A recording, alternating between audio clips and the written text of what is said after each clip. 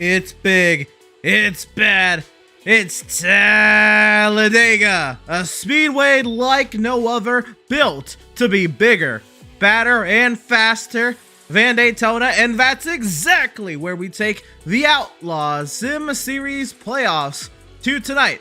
Dead smack in the middle of the playoff schedule, and we have 110 laps to settle it. All of the high-speed, close-quartered racing action is coming up next on Pit Stop TV.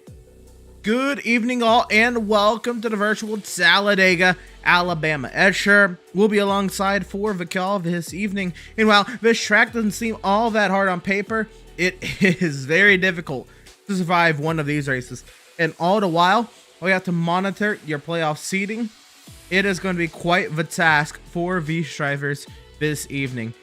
And now, a live look into the Talladega Super Speedway. We're here, big, bad, fast, beautiful speedway here in Alabama. Again, this track is what was a former military base, and it's you can bring some wild times around here as well. There's always those rumors that it's built on ancient burial grounds and all that stuff, and that's why this track is dangerous and all.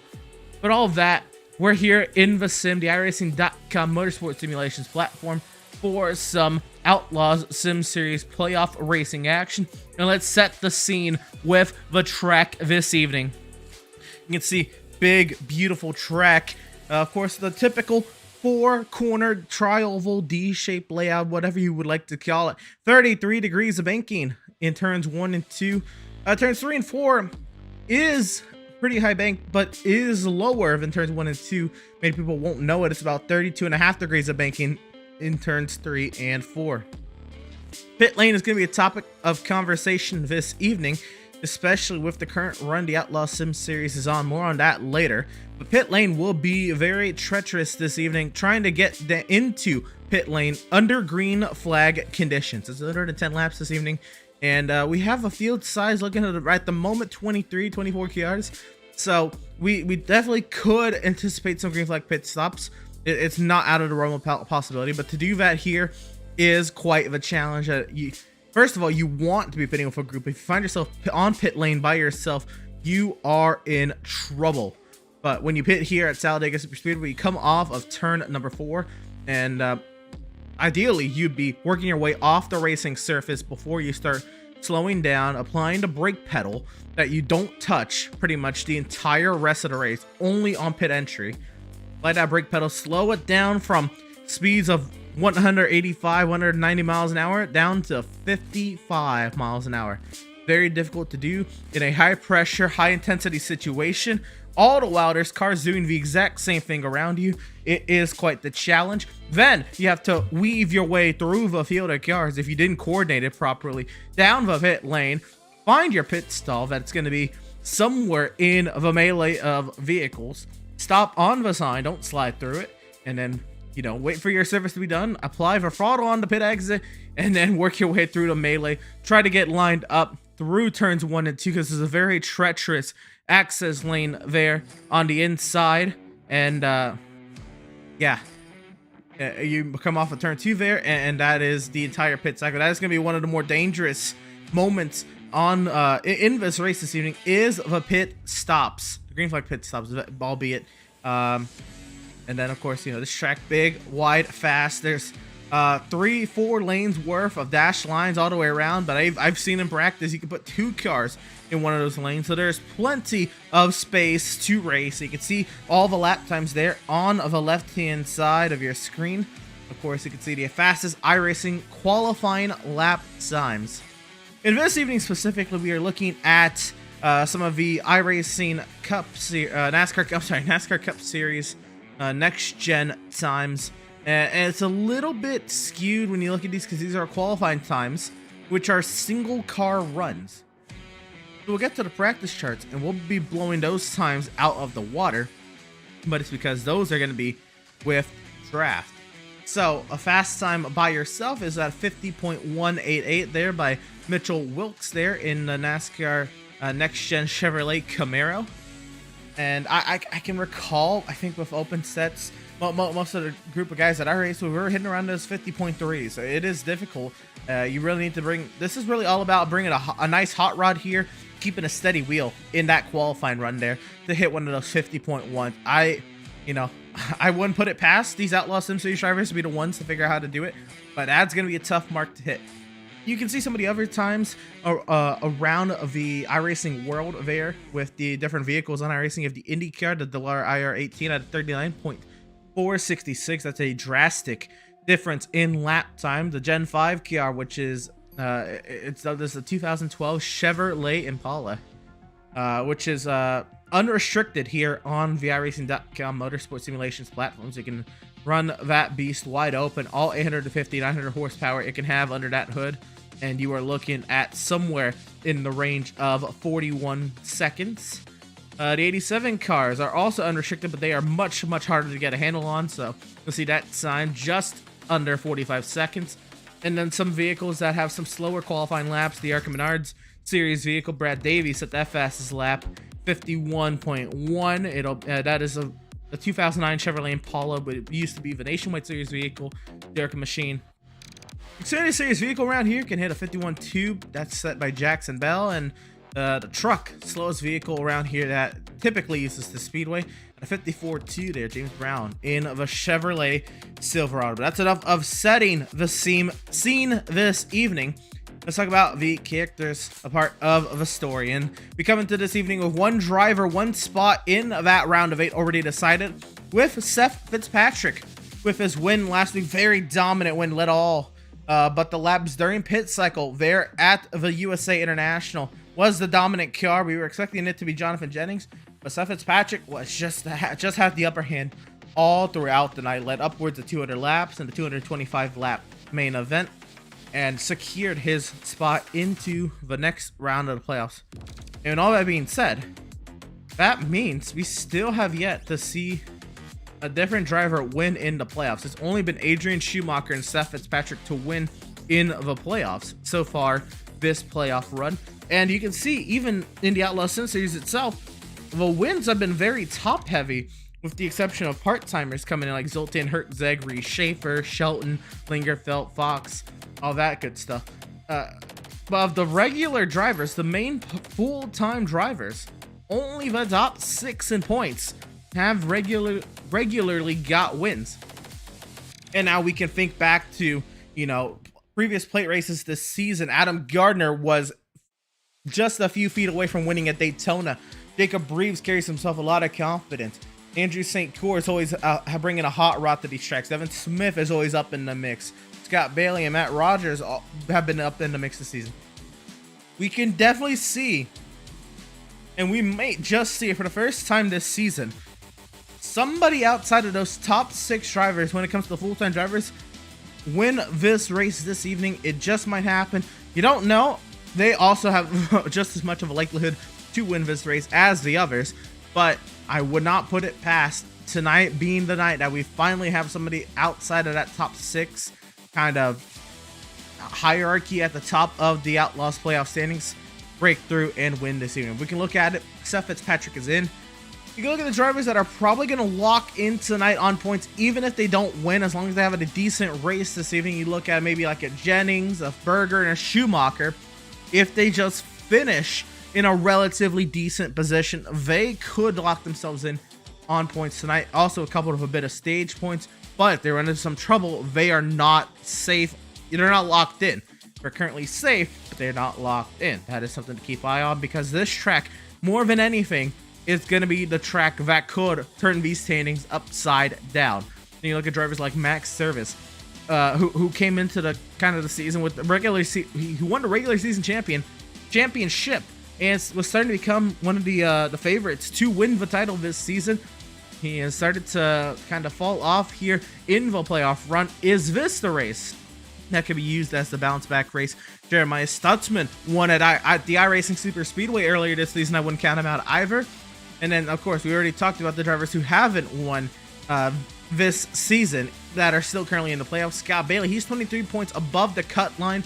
on that bubble. He is safe for now, but say somebody outside that cut line wins, that moves the cut line up and puts him a little closer. You have to keep your eye on how you run tonight if you're somebody like a Scott Bailey, and especially if you're a Jacob Reeves, because you're only 6 points above the cut line, but if somebody below that cut line wins tonight, then, well, that marks you out. So you're going to have to be absolutely on it if you're below that cut line. It's not impossible to gain those points this evening, especially with a little bit of luck on your side.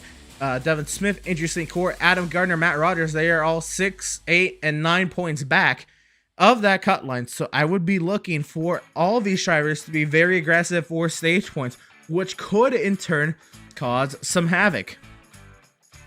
So those are the kind of players we're looking at tonight, and of course the stages for this evening, where the top 10 will be awarded stage points at the completion of the stages, and there will be no change in session state, and the top 10 will be awarded points regardless of session state at the completion of lap 22 and 50 this evening, because tonight's race is 110 laps. And now it's time, let's get down to the practice charts this evening. You can see it is the Swift Racing boys and Max Service and Seth Berger top of the chart. Andrew St. Core, one of the drivers outside the cut line this evening. He is sat there in third. Eric Peck fourth. Jason Miz fifth. A couple of returners to the series. Vincent Cortez, one of the part-timers there in sixth. Randall Barnett coming back for another run here in seventh. Jacob Reeves, Jonathan Jennings, Jeremiah Stutzman, the top 10. And now I'm gonna take a look around here, see if there's anybody who would like to grab a word with. I think this driver would be intriguing to get a word with, especially this is somebody I think that can have a lot of confidence in most of these Outlaws Sim Series events, and a race like this could also bring a lot of confidence to somebody like the 12 of Andrew St. Core. Andrew, are you there?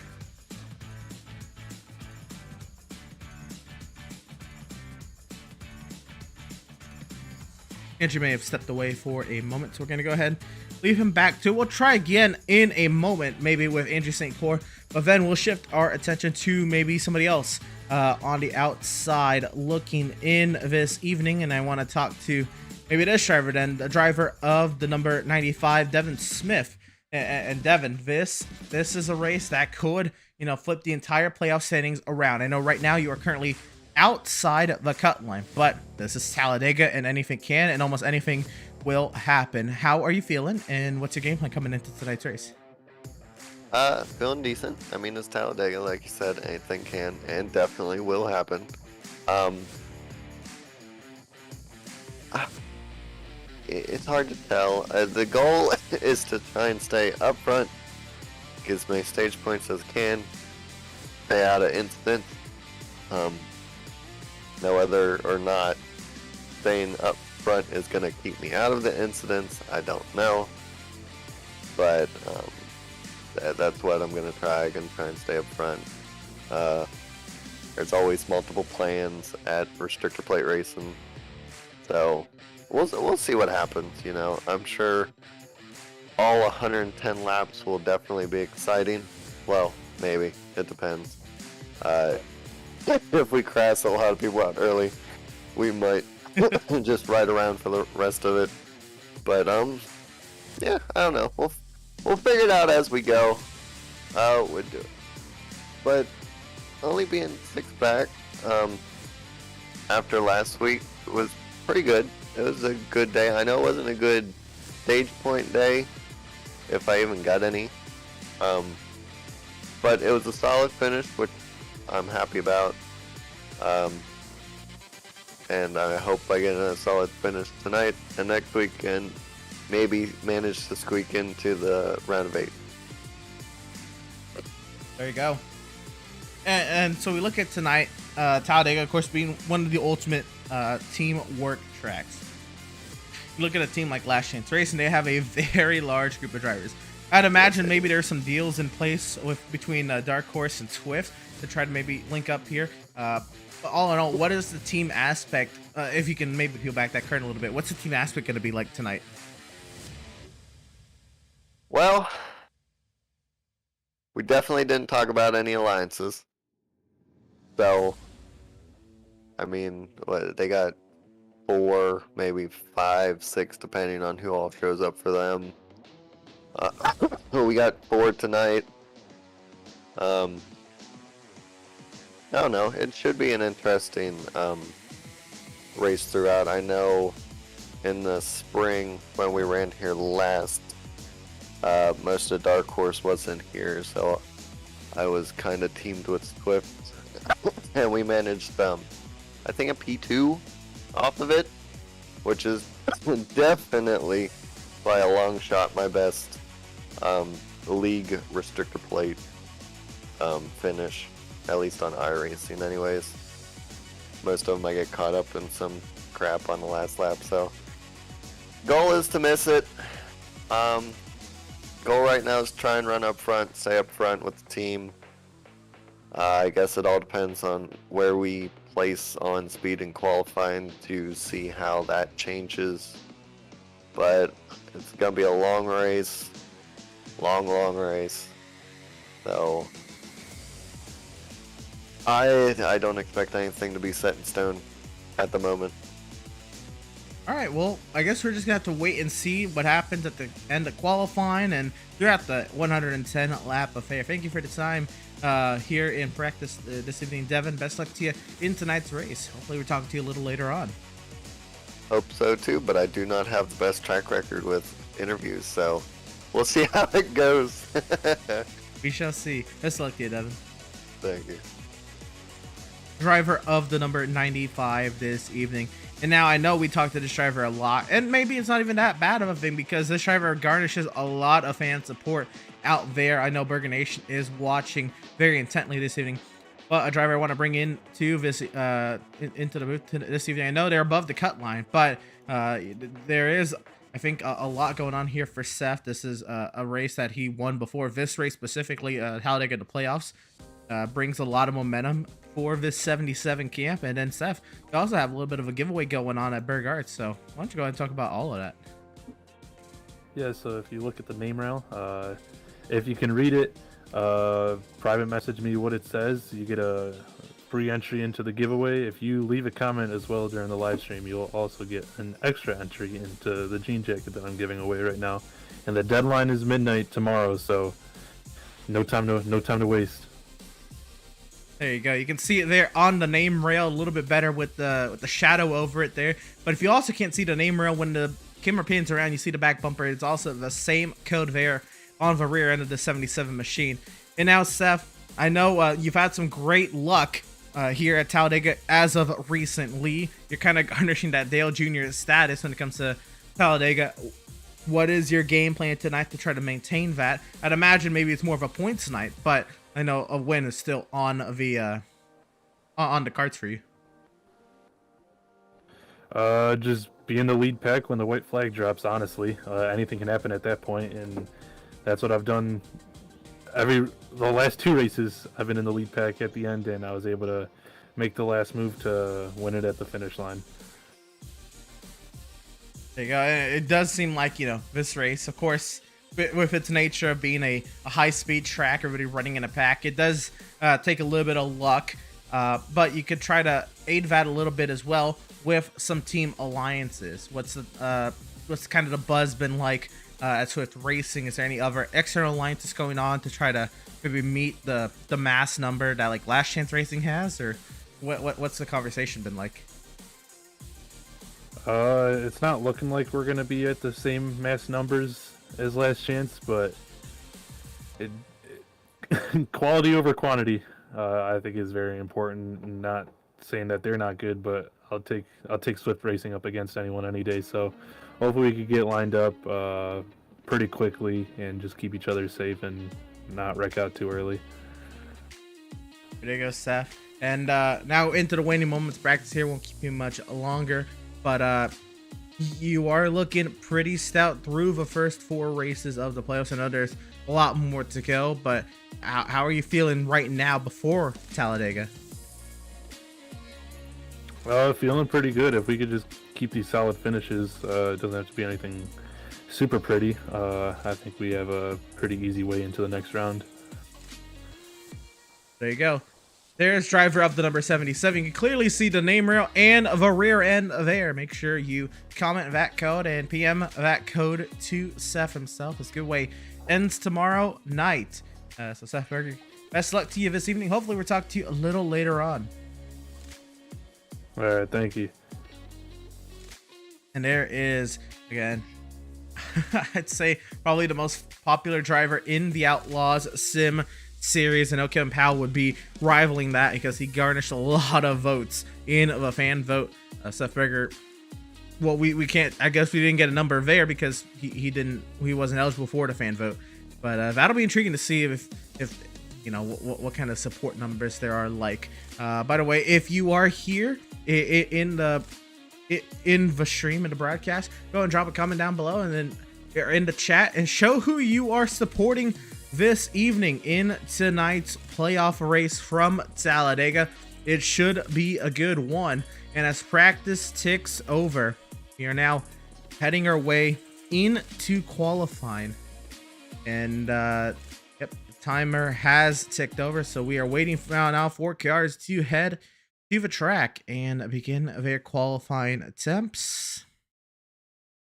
And we do have one car taken to the track. We'll take it. Driver of the number 94, Matthew Byers, is out there. And let's see the lap that Byers puts together. Also, different strategies can go along when you look at a race like Talladega and qualifying at Talladega, because it's all about straight line speed, having the highest speed. I know that, you know, that seems a little redundant, but this track, more than anything, the way you build up your speed, how quickly you build up speed, can mean a lot. Matthew Byers in a 94 machine, he'll take to the high side on the warm-up lap, and now question will become, does he stay up there for his first timed lap, or well, right there you heard him shift. Looks like he will stay up here. Will he drop down in turn one, or will he just set himself up? Because they have 3 timed laps here in the Outlaws Sim Series, which is a huge help. And Byers does elect to take lap number 1 as a full out timed lap. So we'll watch the man work.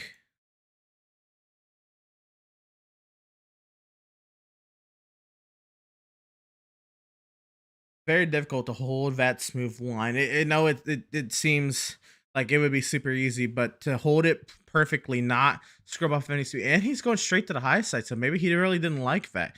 So we'll catch back up with the 94 Matthew Byers a little later on. How about the 12 of Andrew St. Coeur?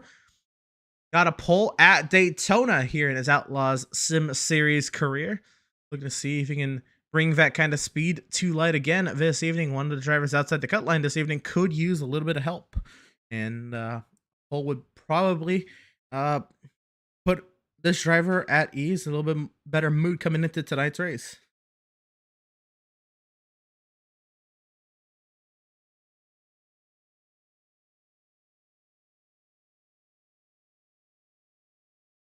Seth Fitzpatrick puts the fastest time on the board. Matthew Byers has also put a time up there. We're watching Andrew St. Coeur.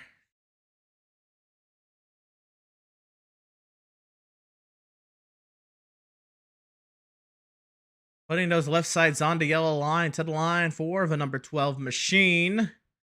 It'll be second quickest, and these margins are very, very close. I know there's a fast hot rod here in this 24 machine. I know he's not a playoff driver, but this is a driver I am looking for in the pole position battle. Let's watch Jason Miz.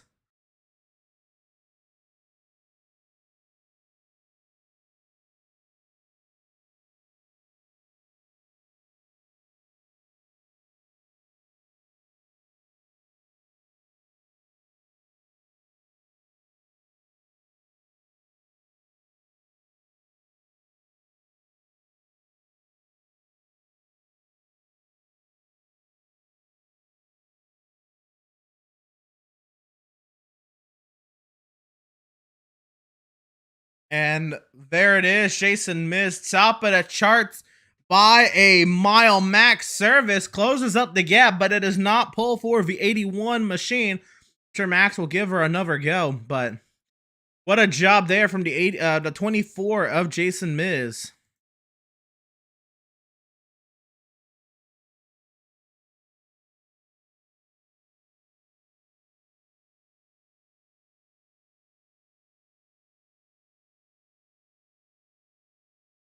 On board with the 81 machine, you can see Max struggles a little bit more to stabilize that car on entry.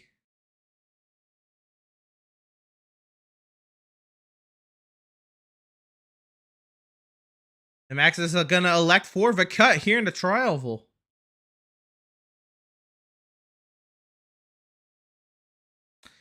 Line that time does not improve for the 24 machine.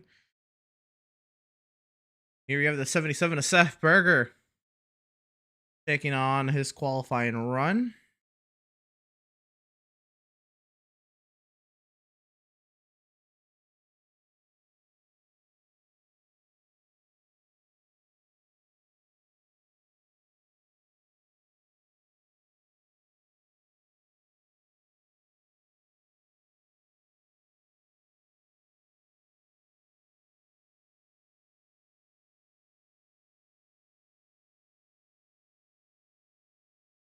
Jacob Reeves is giving her another go.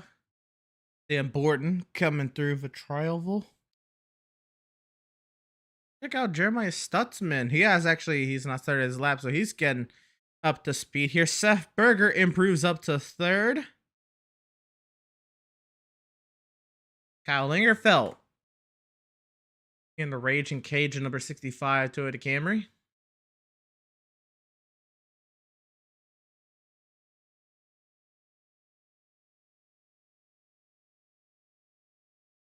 He's going to go multiple timed laps up on that outside lane.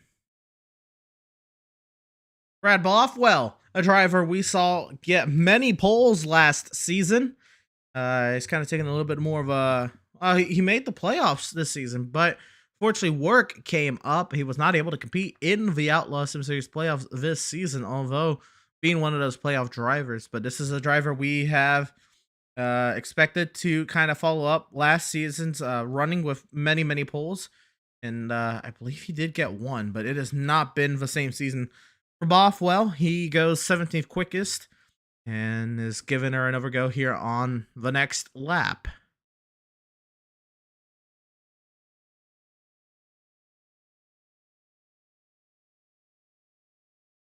Jonathan Jennings' machine here in the number 91 Popeyes Chevrolet Camaro.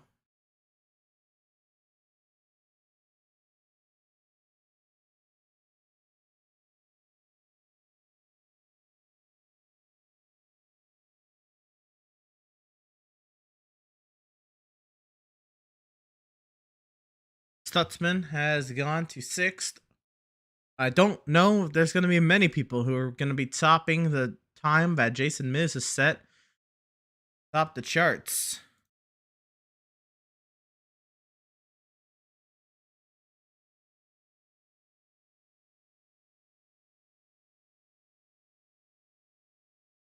Matthew Setzer in his number 5 machine. Swerving a little bit there out of turn 4. That's going to scrub some speed off. Setzer not doing the best. Qualifying round 53.7 for Matthew Setzer, the 22nd best time, and also another name in this field we expect to be quick week in and week out. This number 54 machine, Landon Lacey.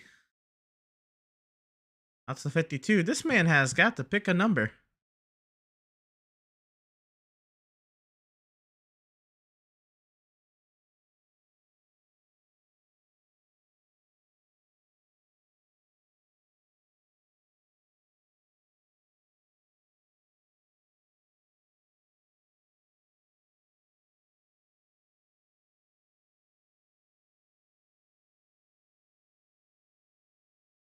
Landon Lacey remaining on that high side here with a minute 20 left. Gonna all come down to this last timed lap for Landon Lacey.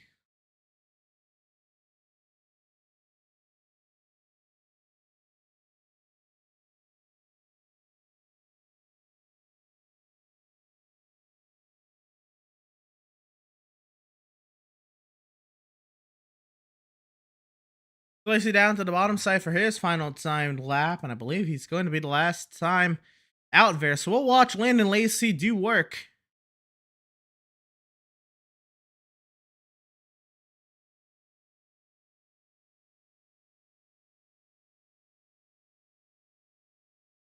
Fifth gear for this number 54 machine.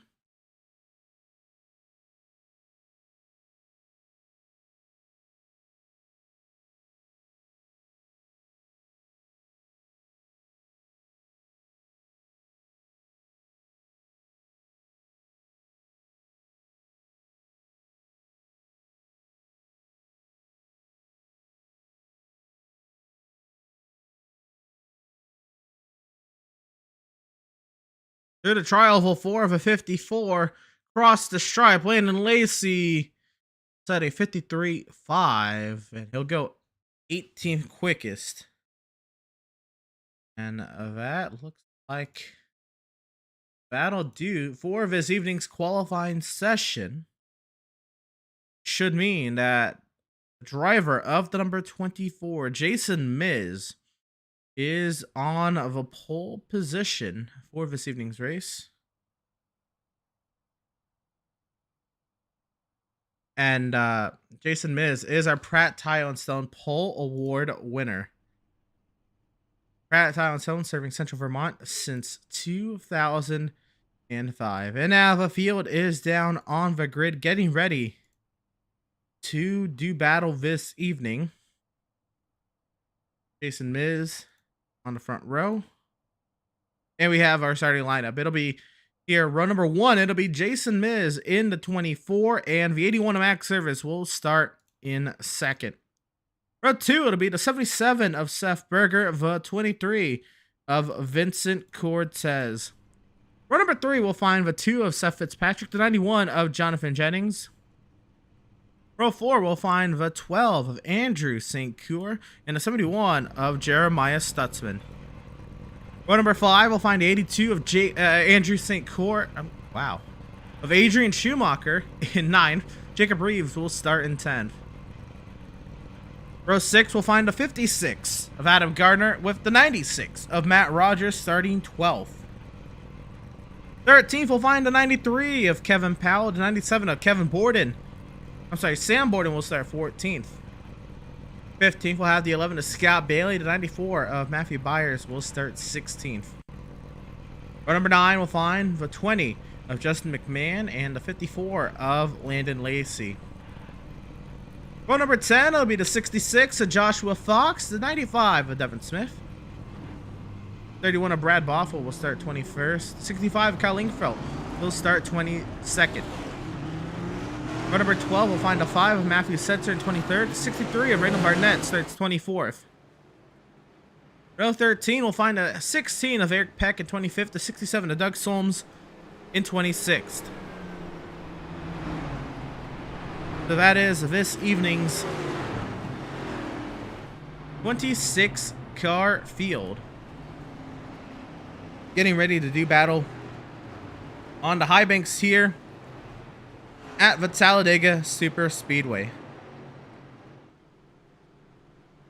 Happy to have you all here tuning in and joining us for this evening's playoff racing action. Quick look at the weather before we get going this evening. Track temp 78 degrees and the air temp 68.9 degrees Fahrenheit. Clear skies, winds very light, 4 miles an hour out of the southeast here in Talladega, Alabama. The 13 rows of 26 cars working their way down the back straightaway and getting ready to get going here at Talladega. The 24 Jason Miz is non-playoff driver on the pole position. Stages this evening, again, at the completion of 22 and 50. The top 10 will be awarded stage points regardless of session state.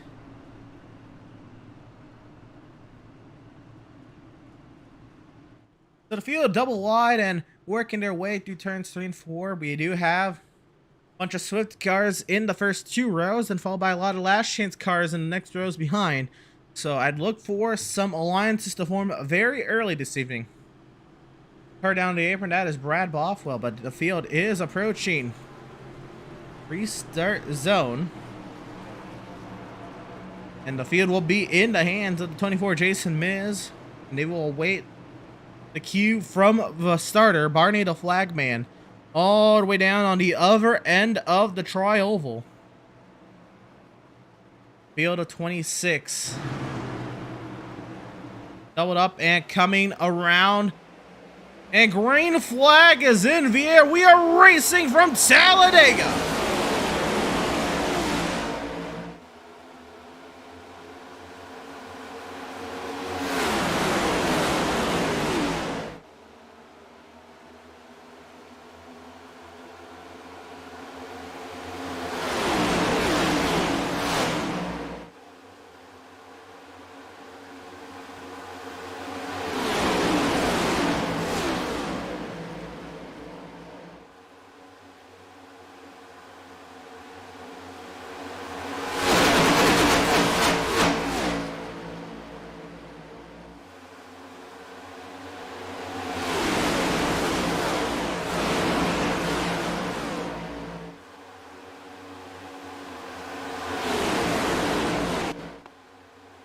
110 laps of playoff racing action. One down, 109 to go. It is Seth Berger and Max Service out front of the field, and they're working that high line. They got Vincent Cortez there in third. On the inside, it's Jason Miz working with the two of Seth Fitzpatrick.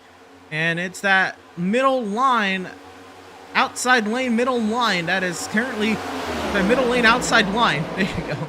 That's currently working the speed up and down.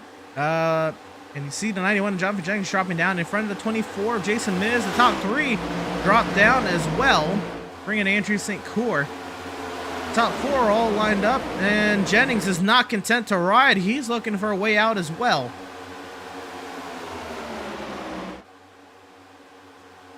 There's the field, everybody lined up, giving plenty of space. Jennings trying to find his crew there in the 22. They got Jason Miz jumping out in front. Miz, again, the non-playoff driver, and none of his teammates in the field this evening. Devin Smith with the fastest lap of tonight's race. The whole field still working their way double wide. And now the outside line has started to get really lined up here. You're going to see a little bit more movement from that outside lane. Right on board, the 77 of Seth Berger.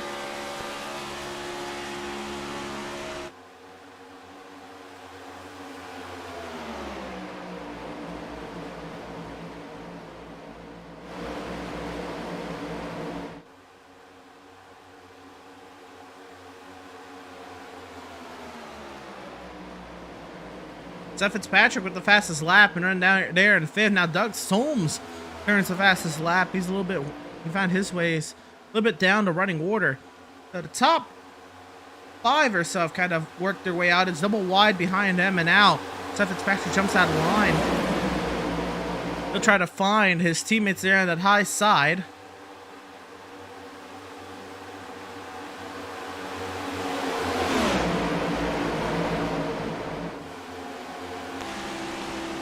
Right on board with Jonathan Jennings.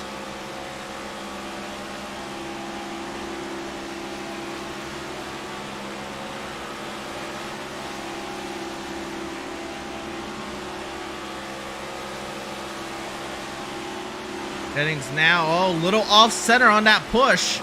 That could have been dangerous. And they're trying to get some air to the nose of that machine, but you can't push right there where there's a change, a transition in the banking, and be off-centered. So here we go now down the back straightaway. Now he'll hit a little bit more square, and the speed rises here. You're gonna see that speed kick up here. Okay, we're not going 209. I think that was a little bit of a glitch, but they did go a little bit faster. But it is going to be hard to kind of break up these 3 or 4, well, 3 Swift racing cars and Andrew St. Cour, which is Max Service's stepdad. I'm sure he is either being clued in with the plan, or he just understands he doesn't want to leave these guys. And now the run to the 2 of Fitzpatrick and the 91 of Jonathan Jennings. Here they come. Joshua Lane Fox with the fastest lap, and the run on the outside lane is heating up.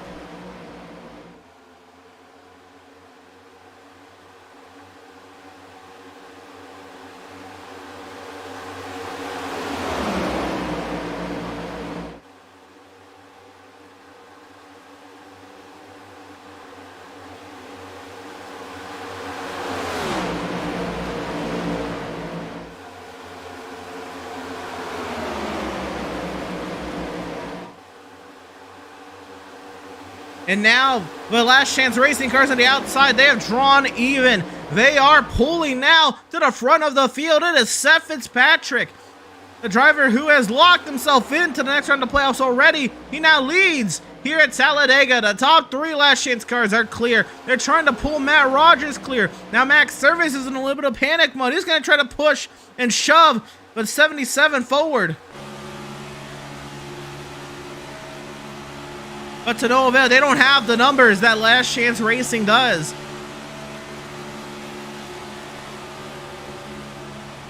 More and more cars continue to work by these Swift Racing cars.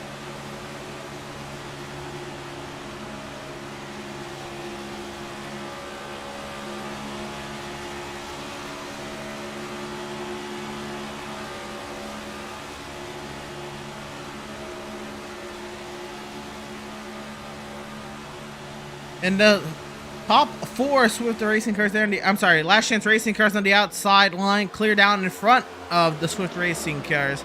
And it's now Seth Fitzpatrick leading this thing. He's got teammates of Jonathan Jennings, Jacob Reeves, and Matt Rogers behind. A couple of them left on the high side. Whoa, one car in trouble. The 97 of Sam Borden nearly in the wall. Looked like he lost a little bit of the rear end there coming off the corner, and he's dropping back. Meanwhile, most of this pack is getting single filed out, and they're dropping down to that bottom lane. Another car struggling for some handling up there is that yellow and black machine. I don't think that is Jeremiah Stutzman. I was going to say, I don't think that's Jeremiah Stutzman, but it is. Landon Lacey does not want to sit in line. He wants to get going, and he's pulling the 82 of Adrian Schumacher with.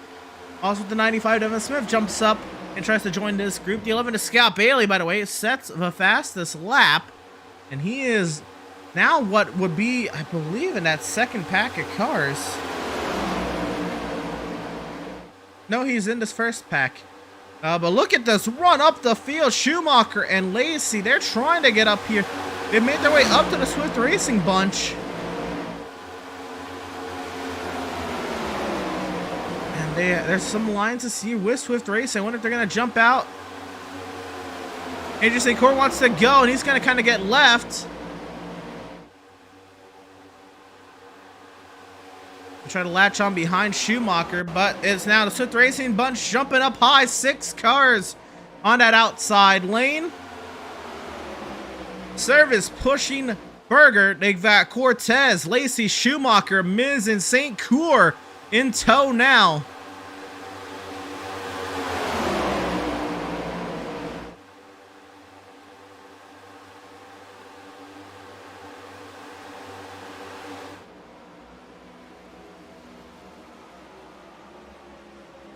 So the Last Chance guys a little lacking there, similar to how they passed the Swift Racing bunch, and little bit of miscommunication trying to drop down.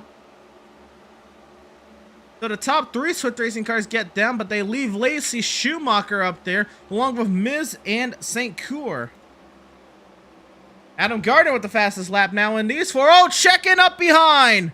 A little bit of miscommunication there. 96 Matt Rogers nearly on the apron. Everybody scatters to avoid, but we stay green. And Landon Lacey is now going to the point. 3 wide in the heart of the pack. Lacey, a push from Schumacher, who blinks. Double wide out in front of this field is between Seth Berger and Landon Lacey, and Adrian Schumacher is blinking there. Let's see how long he's able to keep up. Here now, Jeremiah Stutzman with a little help behind, 1 car behind, jumping up to that 3rd lane.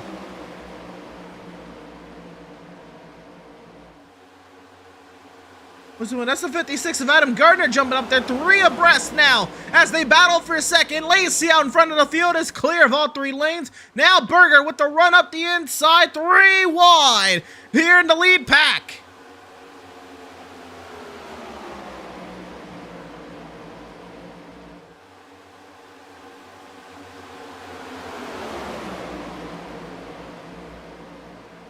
Stutzman still trying to work up high to middle, losing momentum, even though there's 5, 6 cars lined up. Car in the wall up there. That's the 95 of Evan Smith. He drops back, the 3 wide continues, but it's the inside lane that prevails, and it is Seth Berger and company leading now the front of this train, and Fitzpatrick is jumping out of line. They're not content. We're going to see this all day between Last Chance and Swift Racing, and Last Chance roars to life on the outside lane.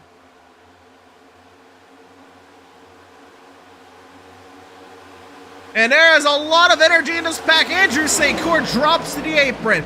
Huge line, a huge run for the outside line. Jennings trying to push Fitzpatrick out in front, but Berger in service, never quitting down on the bottom.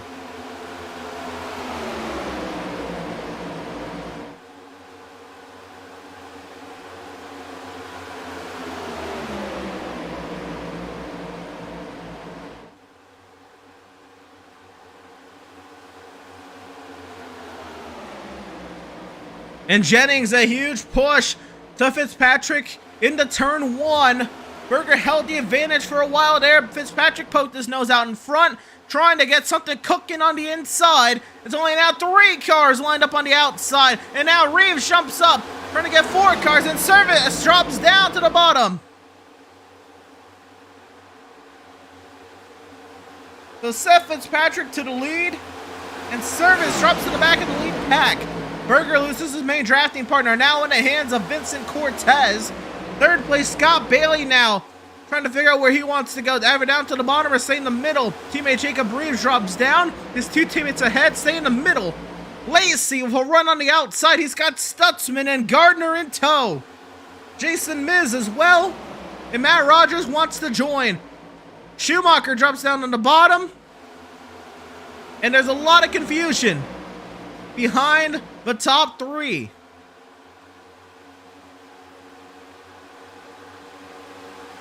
Everybody trying to work with their respective factions, but they are only just kind of confusing each other, kind of slowing down the entire pack. And now everybody's kind of drafting back up to the leaders.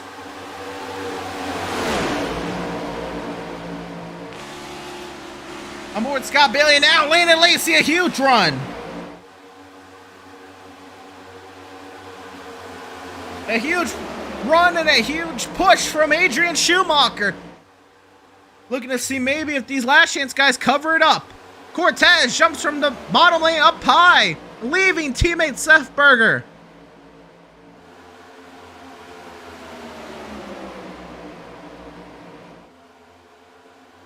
Working lap 16 of 110. It's... Oh, we got a car going around and into the middle of the field. Cars scattering. Max Service is going around. I believe that was Adam Gardner and Jeremiah Stutzman, Brad Bothwell, and that is our first caution in the Outlaws Sim Series playoffs. Before this caution, the series went 735 consecutive laps green. 5 consecutive points-paying races green flag. And this is the first caution of the Outlaws Sim Series playoffs. I figured it was going to happen this evening at Talladega of all tracks, and my goodness. But even then, we were getting amazing racing before this caution, and it's just wild. It's just the nature of the beast. So let's go ahead, and we're going to grab a replay, and let's see what happened. And yeah, the 56 of Adam Gardner up high. He's got Jason Miz in tow behind. Kind of want to slow this down as well. So they're having a little trouble pushing, a little bit of a moment there. Miz kind of upsets the rear end of the 56.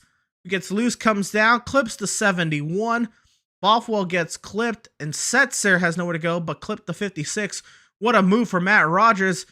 Service is trying to miss the wreck, and he spins out, and I think it's only going to be about these 4, 5, 6 cars involved in this incident.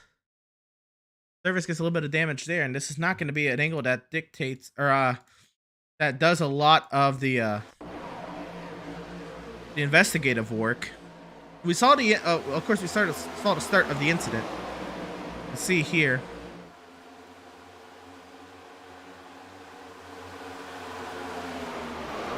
Corner, yep. Be a big hit for Gardner. I think everybody else kind of got away with pretty minimal damage.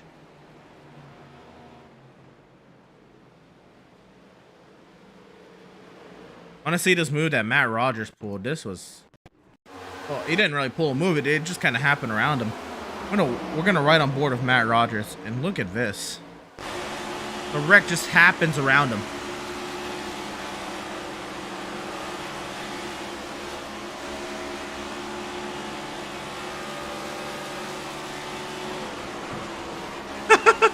Oh my goodness.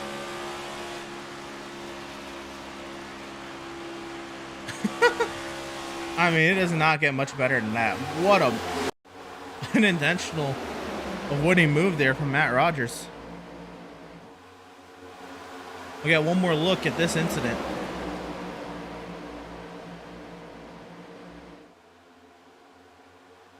We're up above the back straightaway grandstands. They're no longer here in real life. Service tried to avoid the incident, spun himself out. Oh, actually, that's going to be big rear end damage to the 81. I think everybody else just kind of spun. I don't think this is going to make anybody... this is not going to eliminate anybody from the race, I don't believe. A lot of damage repair going on with the 56 machine. Working caution here, and by the way, we're going to go green right before this first stage concludes.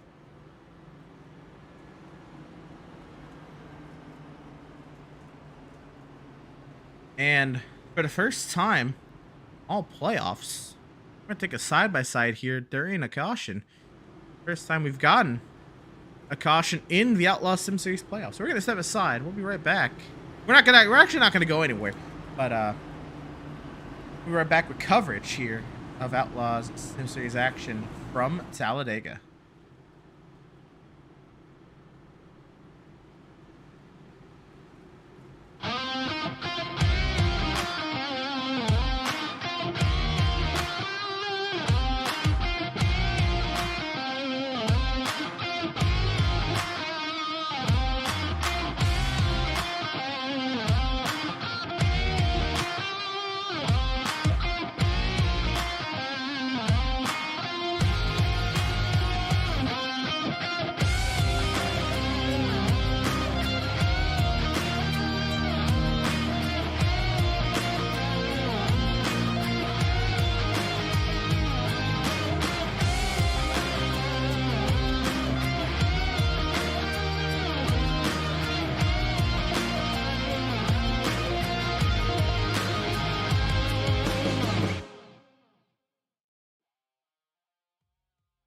After months of quarantine, we're all interested in how we can become our best self. The team at Permanent Makeup and Cryo is here to help you get the flawless makeup look every day without the extra effort or time. When it comes to your appearance, you deserve the best care that money can buy.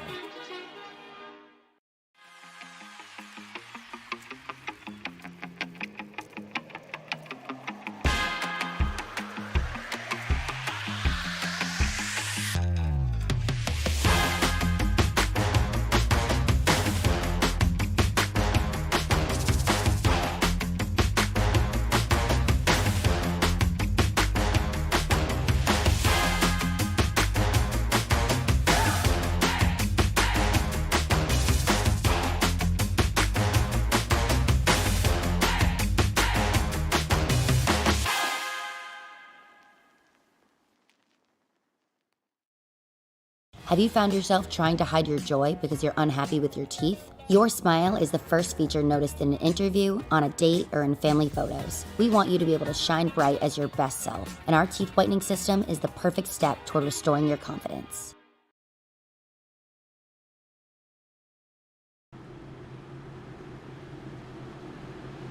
Welcome, race fans, back to the virtual Talladega Super Speedway here in Talladega, Alabama. Emerson Arden here on Vacal for this evening's race. We had our first caution since lap 215 at Bristol, 6 points races ago. Outlaws Sim Series Field has not had a caution since the race before the playoffs started at Nashville. There was no, there's no caution there as well. The 2 races before the playoffs started was the last caution the Outlaws Sim Series had before this one. So the first restart of the Outlaws Sim Series playoffs is green.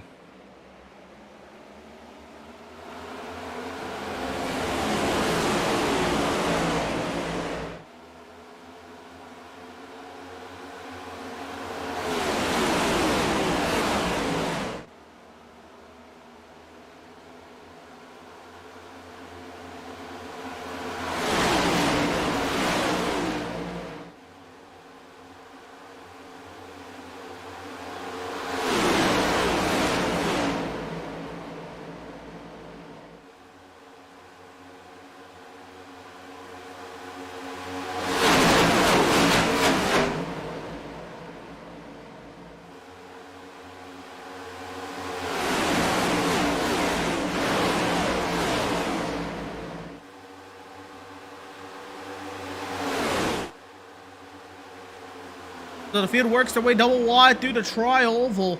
2 laps to go in stage number 1, and it's Jacob Reeves out in front of the field. A big push from Jonathan Jennings, Seth Berger there in 3rd, and Seth Fitzpatrick in 4th. Matt Byers there in 4th. Fitzpatrick the 4th car on the outside line. Again, the top 10 completion of lap 22 will be awarded stage points. It's going to be hard to tell you exactly who is where. I'll try to at least get you who is the stage winner, because we should be able to at least confirm that one and whatever we can confirm. And a huge run for Cortez. He drops down to the inside lane, trying to get a push from Seth Berger after leaving him earlier.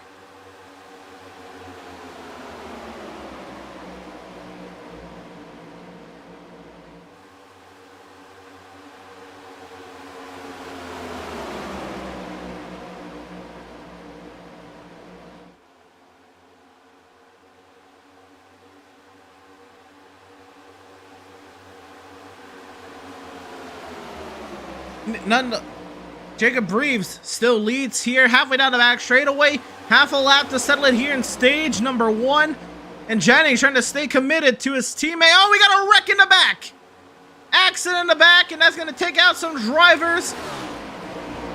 And waiting for the caution. The caution's going to come out. The car is going to hit hard into the inside walls. The 96 of Matt Rogers. Big impact.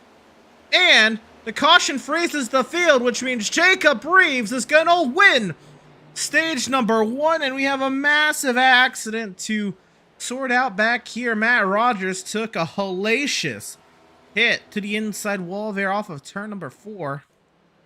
Try to go back and figure out what happened here.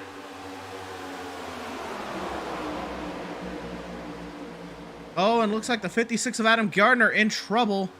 Sam Borden and Jeremiah Stutzman, Jason Miz. Car's just trying to stop to avoid it. Again, another incident I don't think anyone's going to be eliminated from this race from except Matt Rogers. His day might be done. I'm going to ride on board here with Adam Gardner and try to see if we can figure out what happened. He's having a moment here. We'll have to go back a little bit more. And he just gets kind of ran over from behind, clipped in the left rear. Borden hits him.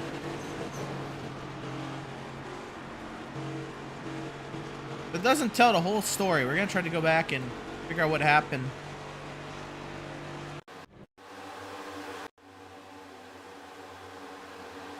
Oh, he was getting lapped. Okay. So it brings a little bit more light to the situation. Gardner was getting lapped. He's trying to stay up high. He did the right thing. And Borden kind of stuck up high as well. He's trying to get down. Couldn't get down. Rising to the left rear to 56. Clips to 71. So get some damage there. Third behind looks like they're going to be fine. And then we have to ride on board with whatever happened to Matt Rogers. My goodness.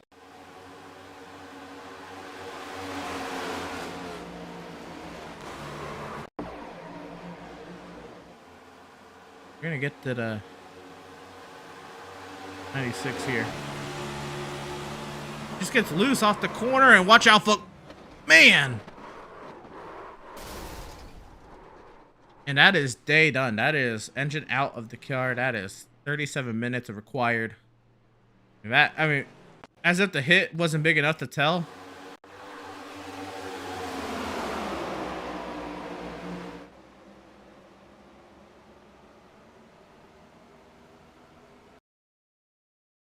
Does he get hit here? He gets contacted in the rear by Vincent Cortez, and then the second push from behind. Oh, this hit down too. Man. That is a lot of air. Corvette 96.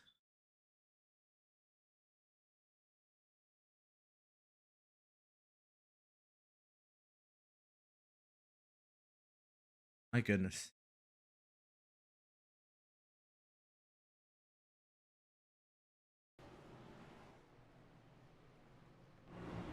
So, try to catch up here with driver of the number 22. I'm sure is gonna be absolutely ecstatic. Driver of the number 22, Jacob Reeves, winning stage number 1 there, Jacob Reeves, and I'm sure that is gonna help the mood out a little bit. To start off tonight's race, how are you feeling? A little bit calmer now.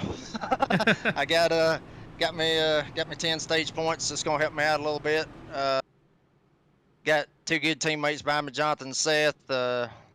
We found something in practice, and so far it's looking pretty good. We had a good practice session last night with the team, and I'm hopefully I can keep it up here. At least that's the game plan. Certainly. Will you be, now that you got 1 stage win, will you be as aggressive at the lap 50 mark for stage 2, knowing the stage points mean everything, or because you have the stage where you're just going to try to survive, and maybe if they're getting a little too crazy for the stage victory, you're going to back out? Well, we'll see what happens. I mean, we'll see what happens. Like I said, I got 2 good teammates right here. Been working good with them the whole race. I mean, it's only been 25 laps, but I've been working good with them. I don't even know how many got took out in those 2 wrecks, but less cars we got to deal with, the better off we're going to be. So, I think just only 1 or 2 were completely eliminated.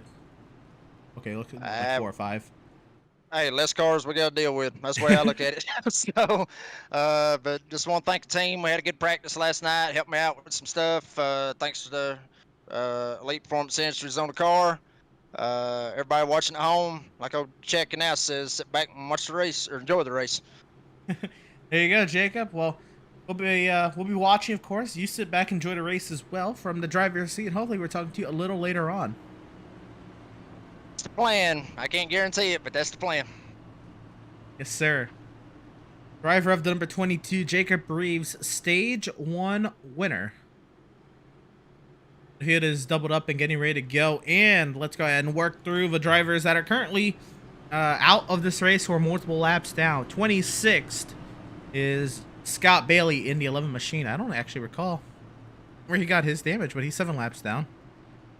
Lingerfeld dropped down off the racing surface well, on the first green flag lap following the first restart. He is out 5 laps down. Sam Borden is out 3 laps down. Matt Rogers is sitting in the pit lane getting massive repairs 3 laps down. Adam Gardner is in the pits as well, 3 laps down getting repairs. Jeremiah Stutzman is the 1 car in the lead lap that is not in this current frame, that he is still catching up to the pacing vehicle, the pacing field here. But everybody else, we have still 20 healthy cars, the 21st catching, and more in the pits that are playoff drivers that are going to definitely want to get out here and get whatever scraps they can. And so, VIRacing.com safety vehicle heads into the safety of pit lane. And you know what? I haven't even said that for a restart in so long. I forgot to say it last time. But here we go. The field in the hands of the 22 of Jacob Reeves. And we are green once again from Talladega.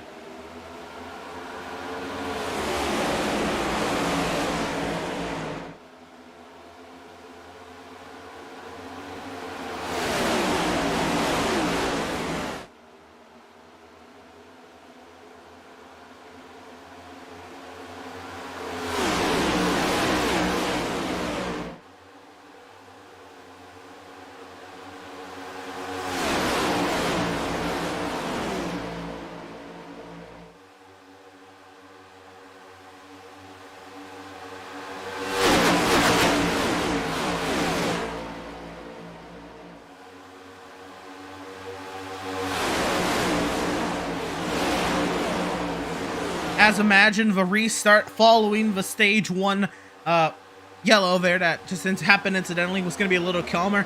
What did happen as a result is Max Service jumps out to the race lead on the inside lane. Landon Lacey following suit on the inside. Seth Berger and Andrew St. Cour and Vincent Cortez now rocking the inside. 5 cars lined up, and they're getting lined up very quickly here. Last Chance bunching in that middle lane outside line, and now they're a little confused. They're going 3 wide with each other. Something amiss. Maybe something wrong with Jacob Reeves' machine, or I don't know what's going on with the 22, but he is losing pace and the field is splitting up.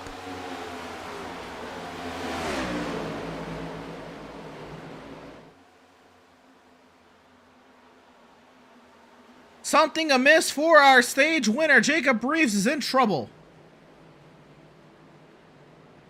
And the caution's out on the speedway.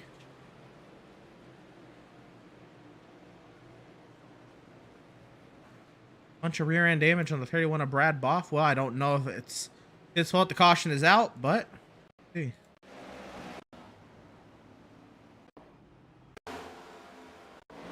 Actually, so I think the caution happened. That's why Jacob Reeves is slowing down. So my apology. I did not see the yellow. For whatever reason. Maybe the yellows was called out in sim a little sooner, but whoa, contact there. Oh my goodness, this happened at the back of the pack. Stutzman gets involved in this one. Randall Barnett and Brad Bothwell, Eric Peck, all these guys off the lead pack, and all of them non-playoff drivers with the exception of Stutzman, who got in that last incident. Don't really know what they're fighting this hard for. That they came together like this. This was maybe a push gone wrong from Peck. Here we go. Better of a view. Eric Peck just full throttle into the back of the 63, and let's be real, Randall, those reflexes may not have been exactly up to par. A little bit one of the older guys in the field. Just probably was not expecting it. Could not hold on to the car. Like the 31 and the 71, and fortunately also provide some heavy damage to his own car. Right on board with Eric Peck.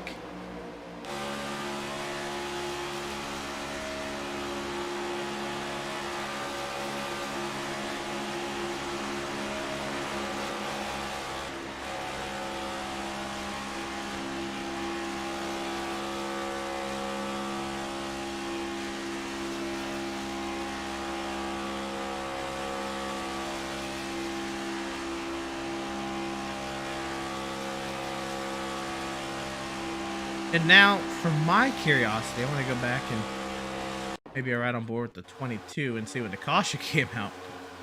I was not paying attention. I thought Jacob Reeves had an issue. Maybe he did. We'll see here, riding on board.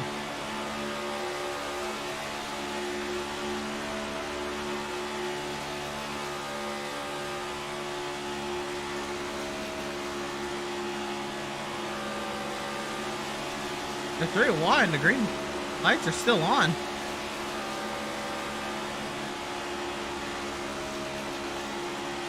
Green lights are still on, so no, he did have an issue. Green lights still on, and now, no, still on, the green lights are. And now the caution comes out.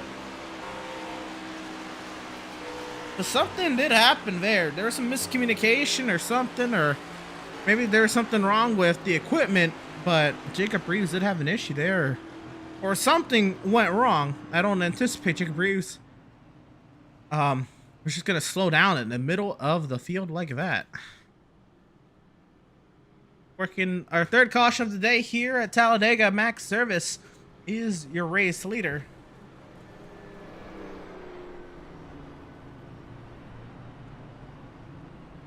Go ahead and step aside, take a quick side-by-side here from Talladega. Don't you go anywhere. We're not going anywhere either, but we'll be right back with coverage from Talladega.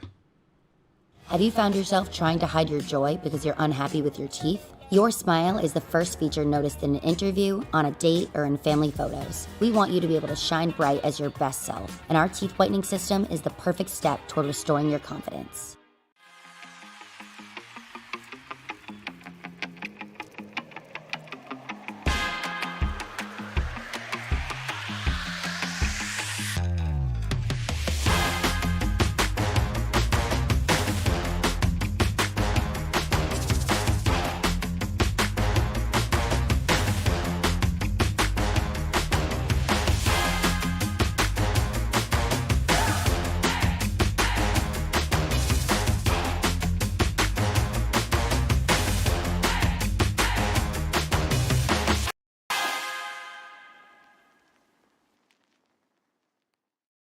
After months of quarantine, we're all interested in how we can become our best self. The team at Permanent Makeup and Cryo is here to help you get the flawless makeup look every day without the extra effort or time.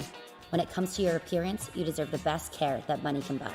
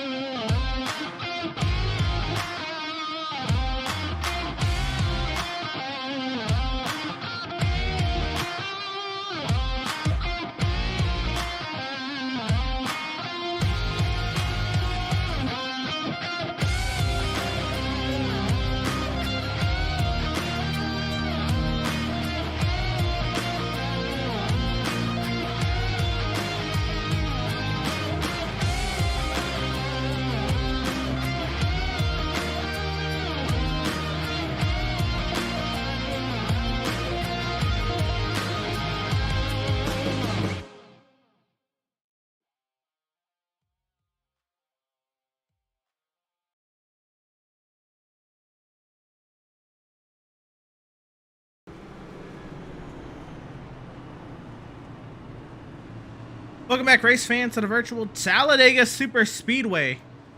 We're here well into this race, the second race of the second round of the Outlaws Sim Series playoffs. Race dead smack in the middle of the playoffs. And these drivers are getting ready to get back to action here. The field in the hands of Max Service as he approaches the restart zone. Green flag is back in the air. We're racing once again from Talladega.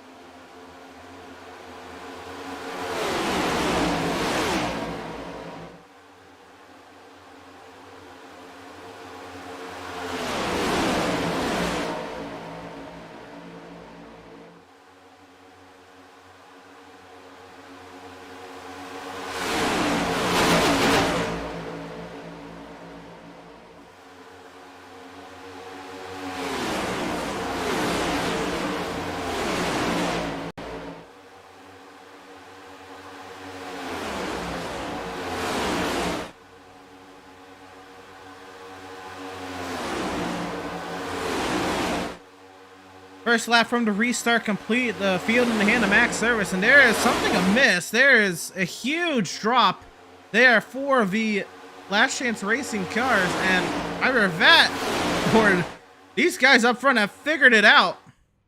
There's the wrong car there, and yeah, these front runners, they have pulled away from the second pack, and they are starting to panic in the second pack.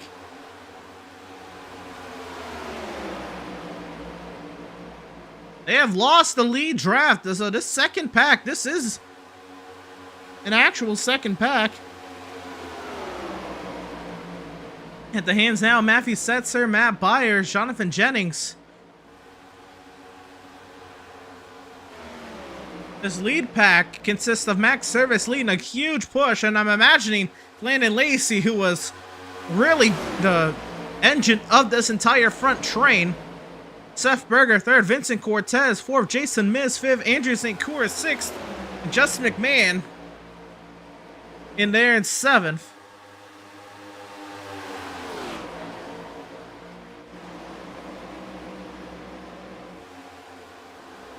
So Jennings and Fitzpatrick trying to make something happen now, but they are a couple seconds back, and they're gonna have to get on their high horse. They're gonna have to giddy up here and get moving. And they're going to have to get everybody behind them to work with one another if they're going to find their way back to the front of this field.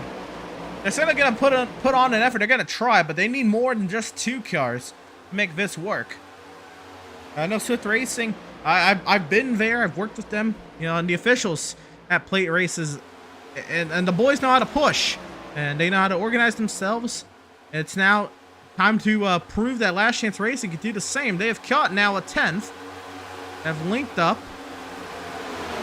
They're trying to figure it out, and I wonder if the same aggression's still being held up there. Last Chance is closing the gap now. But Jennings leading the helm in or hold at the helm in the second pack. They're 1.3 seconds back from the lead pack now.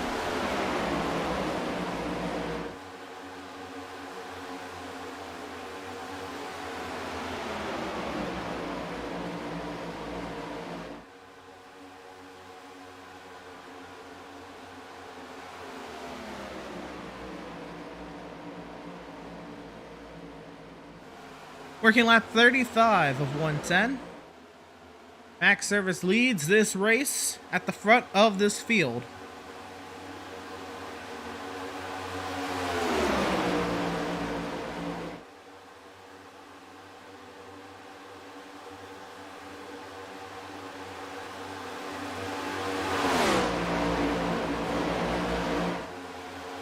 So the field works their way past the lap car pair of Adam Gardner. And we race on. The gap is closing. Jonathan Jennings and crew, they have closed this gap. And a fantastic job at that to do so.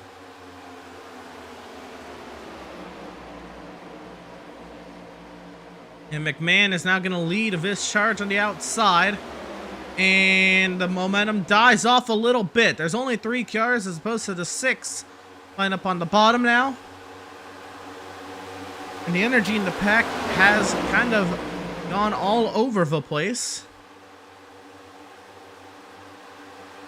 Now 5 cars linked up on the outside to the 6 on the bottom.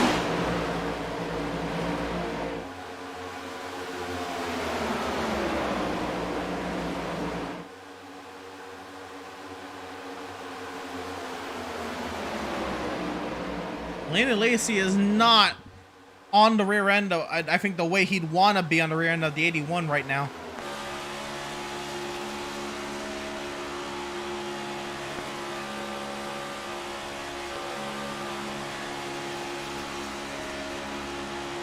I think when you see the aggression amp up, you're going to see Landon Lacey all over the rear end here. And here we go. Great push.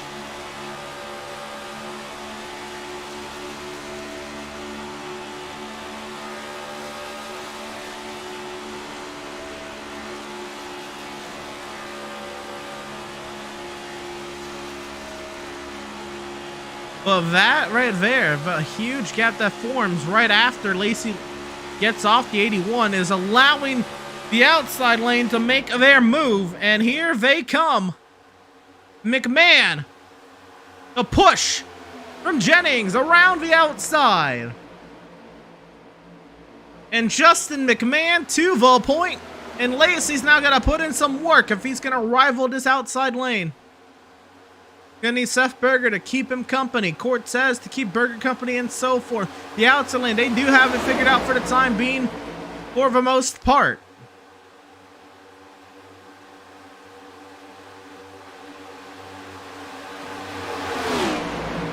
And now Service back to the point on the inside lane.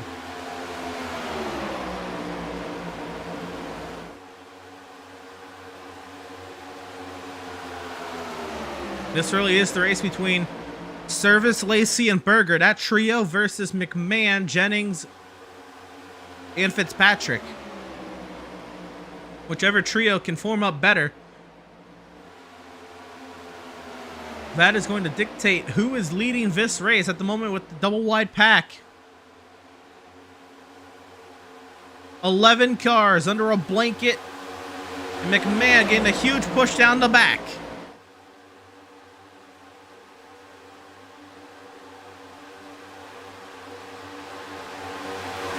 Service's push from Lacey is just that much stronger.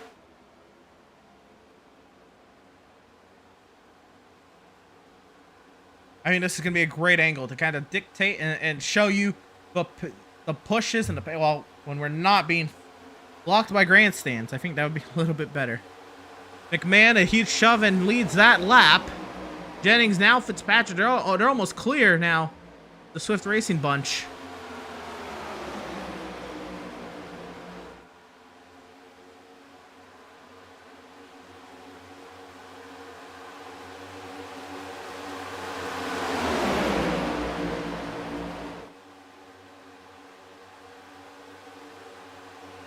So McMahon to the point, and no rival there from Service. and Lacey, and they're gonna let V's 5 pretty much get out there and clear. No, they're gonna fight back a little bit, but Cortez jumps out from the team line.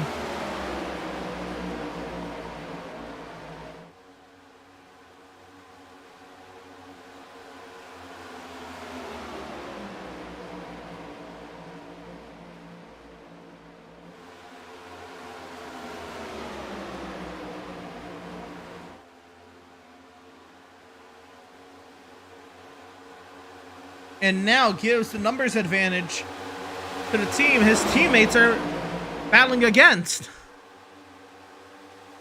This is intriguing tactics from the Swift Racing driver in the 23. Yeah, and drops back down to the bottom. Maybe this to help St. Cour stay glued to the 24.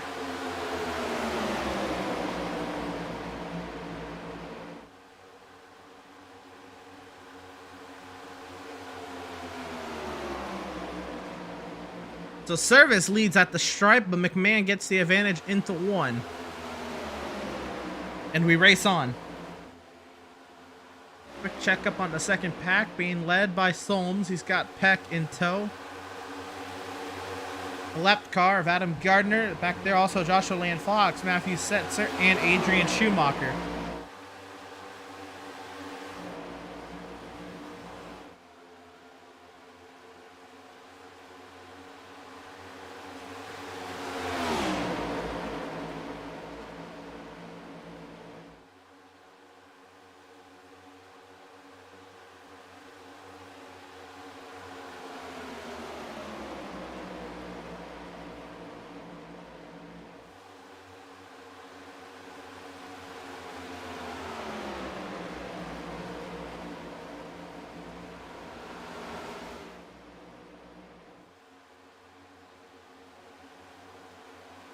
A huge run now for the last chance bunch. It's McMahon now. That group getting a huge run. They are now jumping way out in front now.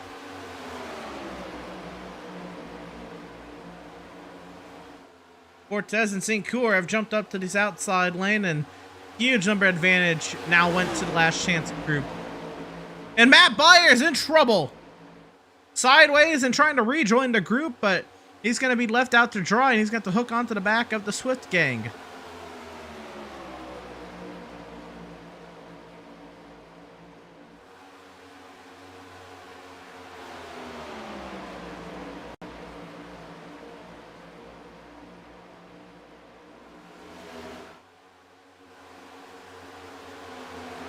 Now the top 11 are all lined up.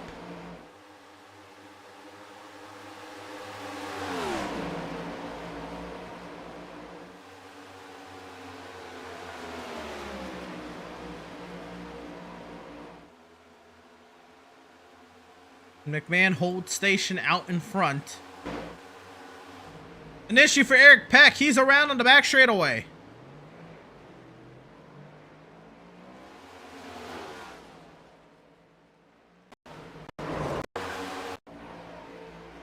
Something amiss for the 16 machine. We'll get a look at it here.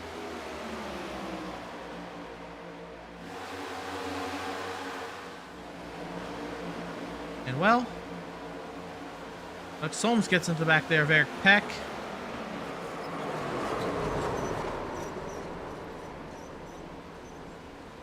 Single car incident. We stay green.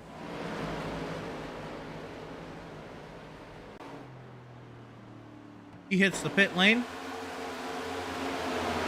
And we race on out in front.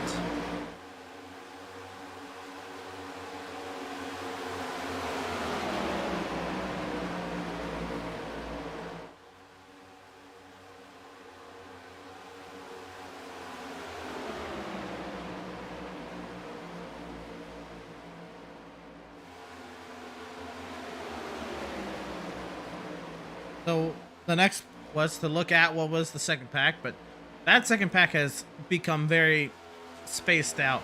Now Joshua Land Fox and Matthew Setzer heading Solms and Schumacher. They are non the draft of Setzer. Evan Smith holds this group of Jeremiah Stutzman, Kevin Powell. Adam Gardner's trying to latch on with Schumacher and Solms. And so this is what we've got.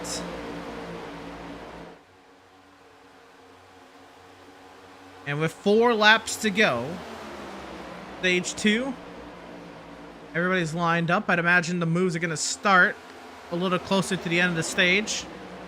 So now we wait. And the runs it's been today, and Justin McMahon getting to this point, he kind of just found himself at the head of this Last Chance Racing train. Kind of last second, and the way the field was spreading apart.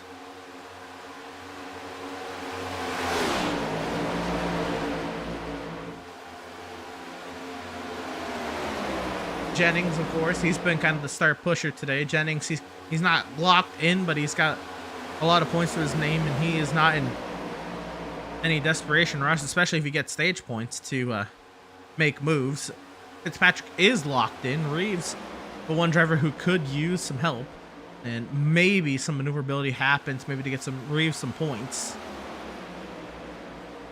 You look behind them with the Swift Racing Group, and Vincent Cortez has been very on his own. The point would try to help out the group, and then would leave them and then help out the team that his group is trying to go against.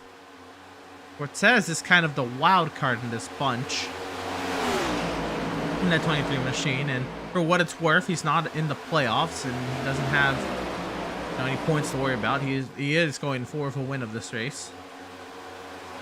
It's just wild that this is happening this early in the race. Andrew St. Cour, he really is. He's not a Swift Racing driver. He's actually in the Twisted Axle stable with Peck, Barnett, and Solms. But all of his teammates, they have caught some trouble today. And all of them are also no longer in the playoffs or not in the playoffs. And St. Cour is. He now has his stepson of Max Service behind him. They continue to do battle. They are, racing under the same roof. They're in the same house. Maybe some communication can be just done by shouting across the house at that. You then look behind them, Landon Lacey. And here comes the move from Service and St. Cour, and I'm guessing Swift Racing has no other choice but to oblige and go whip, but they were not really all lined up.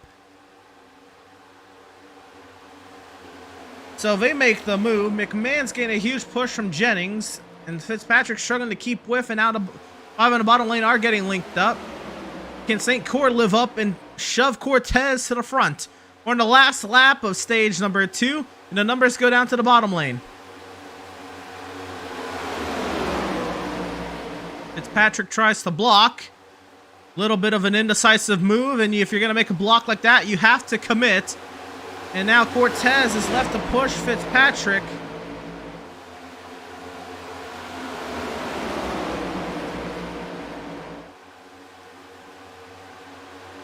And the runs stall out behind. And there's a wreck behind. Cortez is going to go into the outside wall. And they're going to wreck across the line. Berger and St. Cour wreck. And Justin McMahon wins the stage. The caution's going to come out.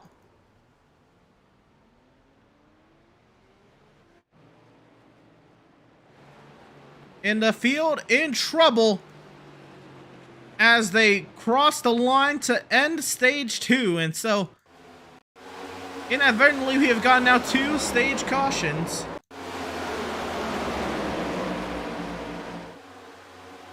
Try to see what happened. And we're not going to get a great view of it here. We'll have to catch another replay. Thought that was going to be a great view, and from the angle it was going to be a great view, but here happens around Jacob Reeves and Max Service. This is not actually going to be the best view of it either. Service tries to go down to the inside. Reeves comes down a little late. So that, unfortunately, is going to be a late block. 22. Something happens to Seth Fitzpatrick. He just walls it. A little confused. I'll have to look more into it. Do more investigative work. I want to watch this, not from Max Service's onboard, but the car behind Max Service, which is Landon Lacey. To kind of see it, cars moving up and cars moving down here. This is Landon Lacey's on board. The car behind Max Service gets a run, and so Interior Service gets the run, drops down, and that was a reactionary move from Jacob Reeves.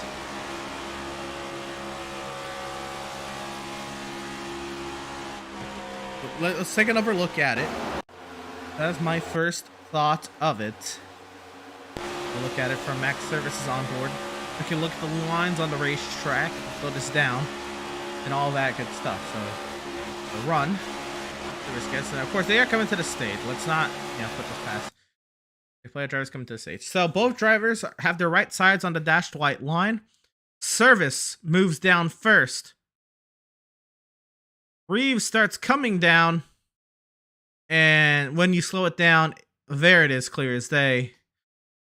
Unfortunately, that is Jacob Reeves coming down across the nose of the 81 machine.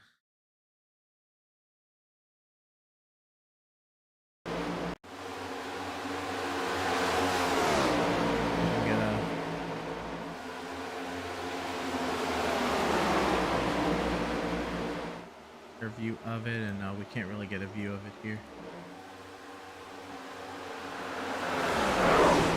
Just go by there. This is a really hard angle to get a view of. We have a view from the spotter stand here. Take a look at that. In this, we can also kind of see. So there, Max Service. There we go. That I think does that move. Or does the incident a little bit of justice there. Okay. Berger. I was thinking on board with Seth, because Seth had a big moment. Not really sure why. Cortez took a lot of front end damage. That was a big hit for the 23 of Vincent Cortez. We're going to ride on board here with Seth Berger. The run, he follows Lacey. The move happens. And he gets loose. Oh no.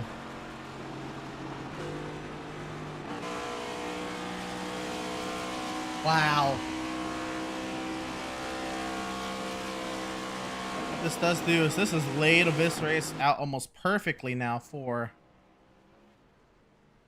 Last Chance Racing guys. There's a lot of Swift. Pretty much all the horses Swift came to the track with got involved in that one.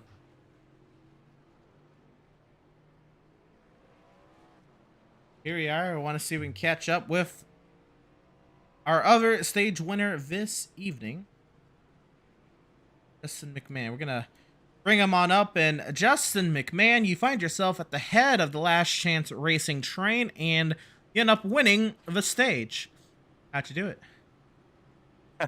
A lot of help from my teammates there. Jonathan was pushing me like crazy.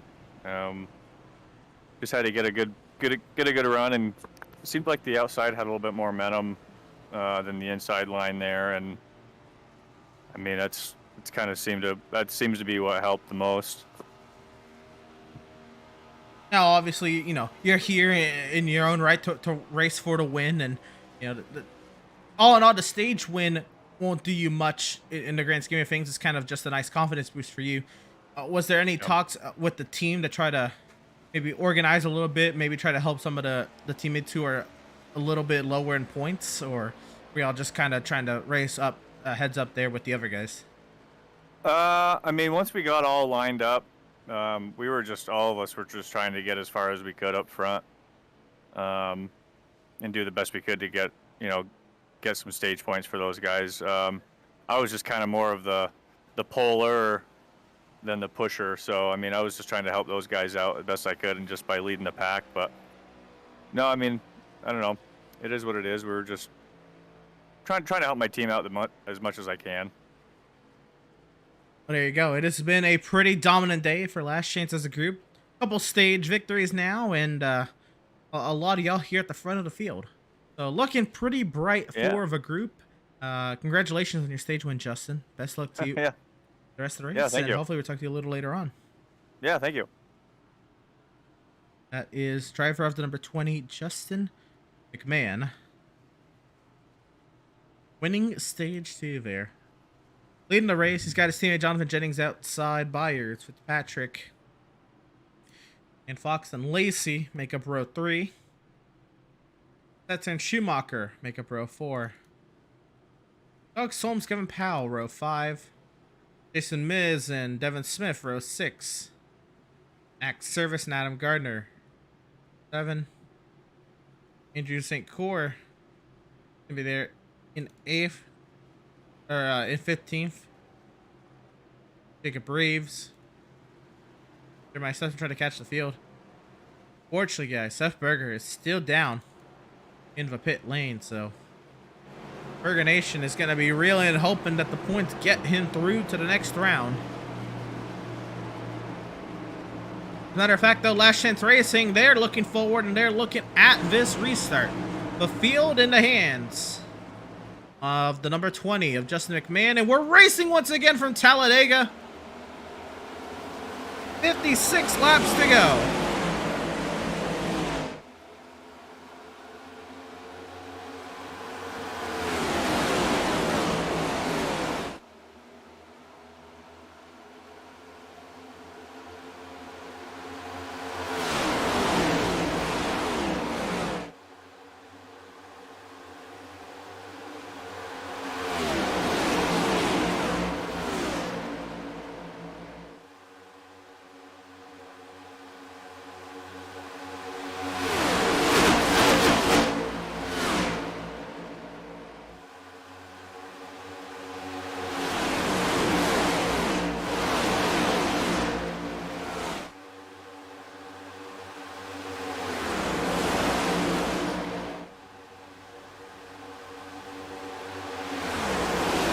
Halfway here at Talladega, and Last Chance Racing has dominated up to this point, and they now hold the front of this field in their hands. Seth Fitzpatrick, second car in line, but it's a dark horse car in Joshua Land Fox. It's got Adrian Schumacher behind as well, and here comes some Last Chance help on the outside.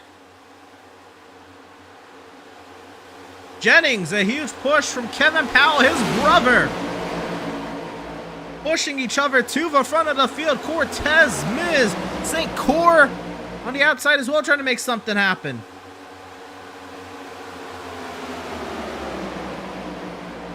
And now Cortez jumps up high. Miz stays with. St. Cyr's going to try to go with as well. Heavy pushing. And Cortez now with the huge push from Miz. Looks to the outside of Powell. To the outside of Jennings. Vincent Cortez is going to go to the point here. Talladega cars are sideways on the bottom side, but they stay straight. A little bit of a moment there. We are still here. And Cortez holds station at the front of the field. He drops down with Jason Miz and Andrew St. Cyr left out to dry on the high side.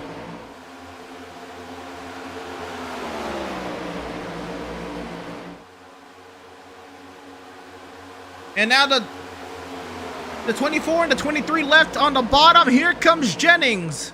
Got Powell, McMahon, and now Andrew St. Cyr in tow. St. Cyr just trying to stay up here and stay alive.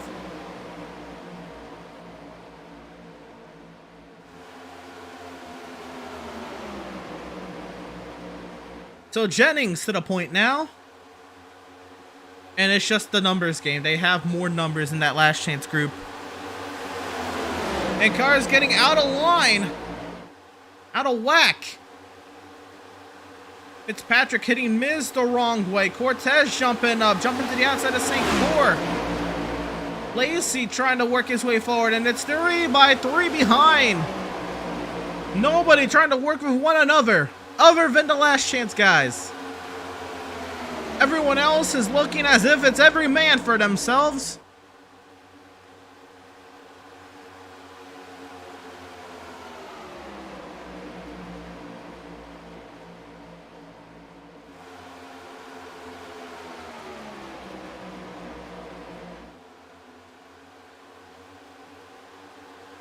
So now the top 4 are all lined up and they're getting going. Now everybody in the second pack is starting to figure it out.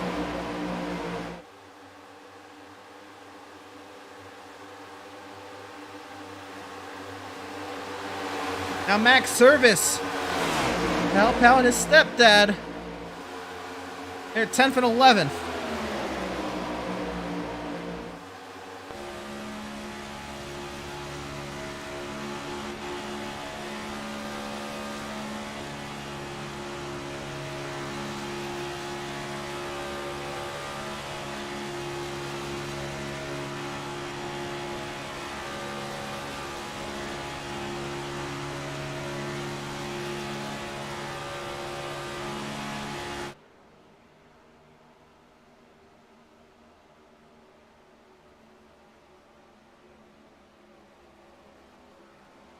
Oh, and St. Court jumps up. Now allows Service to get on through. Fox and Schumacher and try to do something there. The lead pack, they're lined up on the outside lane. Fitzpatrick jumps out, and they're trying to single out Lacey and Cortez.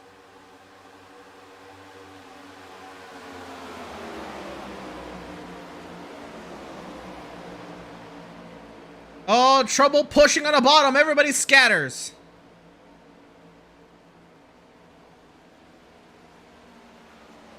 So the brothers lead this field, and Jonathan Jennings and Kevin Powell, and Lacey jumps up high outside of McMahon.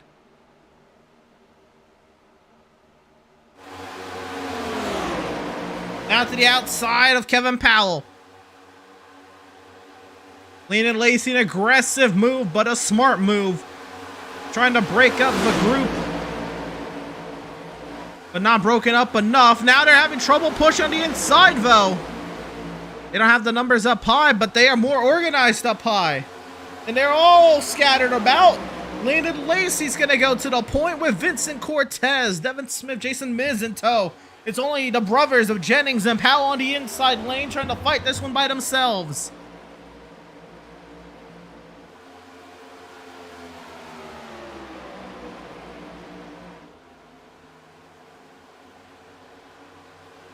Oh, Devin Smith. A huge move from the top lane to the bottom side. And now the top three of Lacey, Cortez, and Miz trying to make something happen on the outside. Now Miz drops down.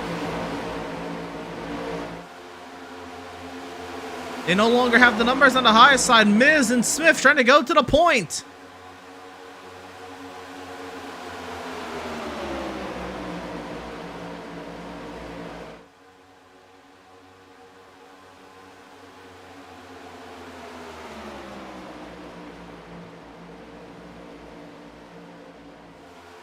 And now the top two drop down.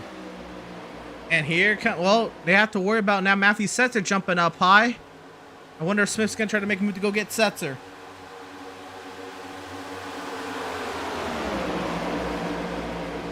Setzer drops back. Here comes Service. And the second group has resurged.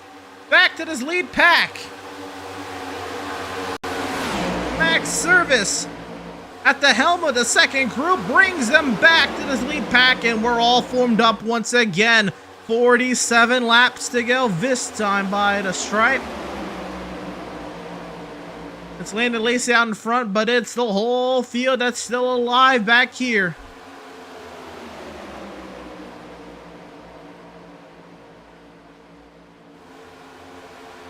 Jennings now trying to draw even with Lacey. Powell in tow.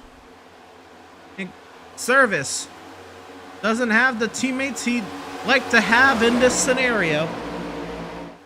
Is probably gonna have to play your friends or where you find them.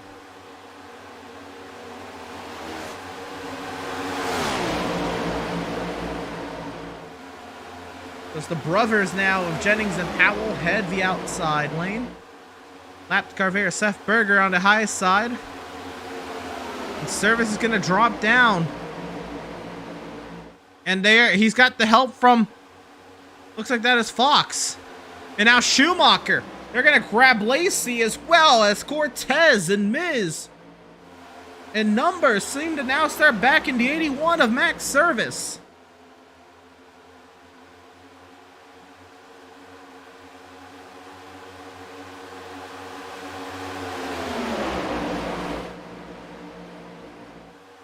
As you say that, Jennings gets a run, but they have to scatter around the lap the vehicle.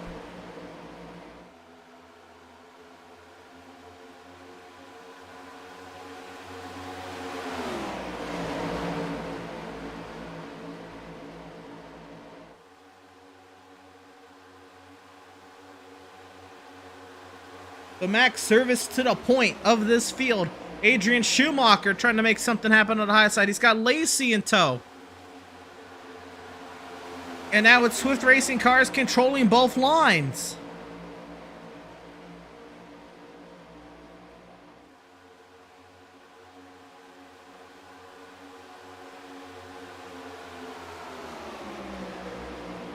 And now Cortez jumps out with Schumacher trying to get to the point.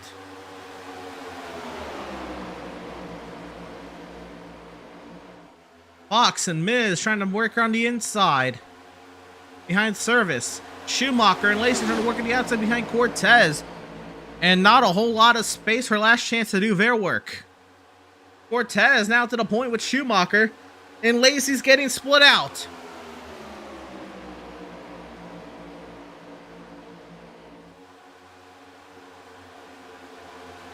How aggressive will Lacey be trying to get back in this line? He'll find a spot in front of St. Coeur. Jennings drops down in front of service. And leaves his teammates. And now scattering 3 wide.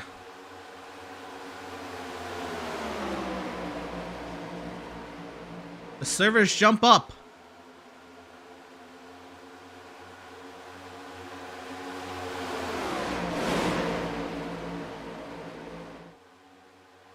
Miz jumps up a huge move, narrowly turning himself across the nose at a 23 of Cortez. And now a huge run. Miz works the high side. Max had the chance to jump up high. He stays behind Jennings.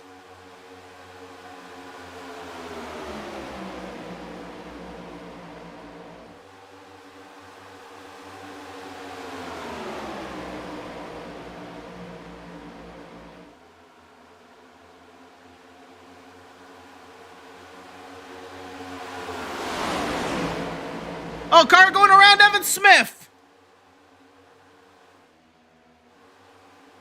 And I think he just plows the inside wall. Big moment for the 95, one of the playoff drivers in this race. Let's see what happened.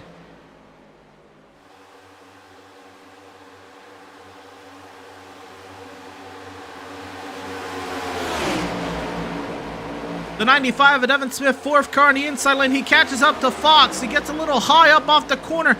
He just gets loose and whammo, slams the left front off the inside wall. He was having a great run, but one of the drivers below the cut line coming into today's race is now in trouble and has to try to see what he can do. And now, accident at turn 4. Caution is going to come out. Several cars around. Matthew Byers, Justin McMahon, Joshua Land, Fox. And a Lacey potentially involved as well. And the caution has come out. Just as we were going back live, and that incident happens in turn 4. Turn 3. We'll catch it live here. Well, the replay. There's a check him on the outside. Joshua Land. Oh my goodness! Gets turned in front of McMahon and Byers and Lacey.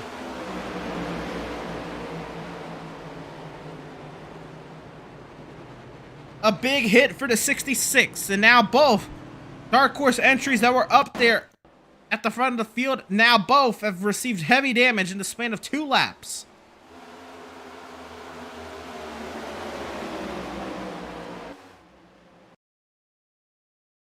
And the checkup, McMahon did check up. Byers did not. Gets into the back of McMahon. Now they all accordion off each other. Gets into the rear to 66. McMahon does then. Spun up high. Lacey, Byers, and McMahon, all 4 of them get into some trouble here.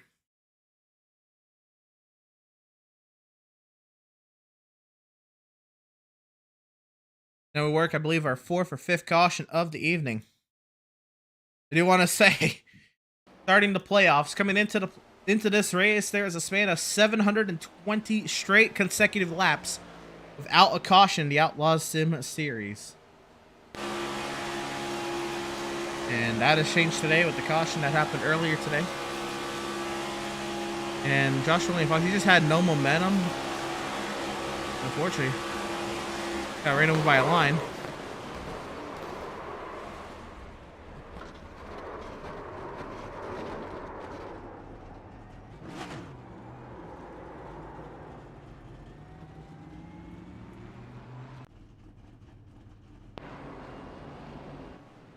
Jeremiah Stutzman stays out. He gets himself a lap led. The race off pit road is Jennings over Cortez, Miz, Service, Setzer. Forgot about Setzer up there as part of the dark horse groupings.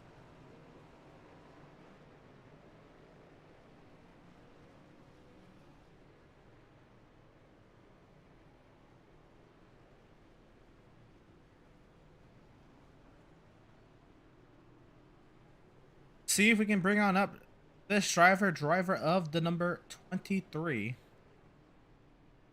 We'll bring on up 23 of Vincent Cortez. And Vincent, it has been a wild day for you. You have made some crazy moves out there trying to get yourself to the point of this race. You were able to lead one lap today, but what's the racing been like out there? Been nuts. I've been backwards, upside down, it felt like, and now I was leading, but now I'm P3. It's been crazy. Now, I know there's points that you were trying to work with your teammates, and it looks like plans kind of fell through. I know also there, Seth got into an incident there. What has it been like just trying to work with who's in front of you? But tough. I mean, you know me here at Super Speedways. I'm not the biggest fan of working with teammates. Not because I don't like to. It's just it's tough making the right decisions when you're thinking about not only yourself but also a few other cars. But yeah. So it has been crazy. Last chance, they are the team. They have the numbers. But it looks like you kind of just, you've been able to kind of garnish the scraps, and everybody else kind of just links up, and it's kind of been working here since this third stage started. What's the vibe been like? You think is the aggression is just going to continue to the end of the race? You think there's going to be a little bit of a lull where we kind of get singled out here, or what are you feeling? I feel like that last run is pretty aggressive. I can only see it going up now as we have 39 to go. So it's just all about making the right lane choices and hopefully being there at the end. There you go. Vincent Cortez, driver, is going to be restarting outside. Row one of the outside lane. Wow. It's been a long. Very great. It's tough, man, by myself. But yeah. Best luck to you, driver. Hopefully we're talking to you a little later on. Oh, yeah. Thank you. Vincent Cortez there again. He's led one lap. Restarts second for this upcoming restart. Working lap 72 of 110. You're running order there on the side of your screen. And Jonathan Jennings, all of a sudden, is surrounded by a bunch of cars that are not his teammates. I'm sure he's not going to have any trouble trying to find his teammates, but yeah, this is an intriguing situation for Jennings. Jennings is fast enough. He's going to garnish help from others who aren't his teammates. You know, people are going to work with him because it is Jonathan Jennings, but maybe tough. Yeah, I thought the lights are still on the pace car there for a second, but we are doubled up and getting ready to go. Watch count a little off. Let's take a look at some of the weather. The track temp has gone up. Now 94 degrees. So the track is getting slicker, which is not helping the higher grip, especially on corner exits. That might have been what caught out Evan Smith. The winds are still fairly calm. 5 miles an hour out of the northeast. Air temp has gone up half a degree. Now 70.5 degrees Fahrenheit. Again, the track temp 4 degrees. That has gone up quite a bit. 19 lead changes might also be undersounded. This has been an aggressive and chaotic race. Here we go again. The iRacing.com safety vehicle finds its safety down in the pit lane, the field, in the hands of the 91 of Jonathan Jennings.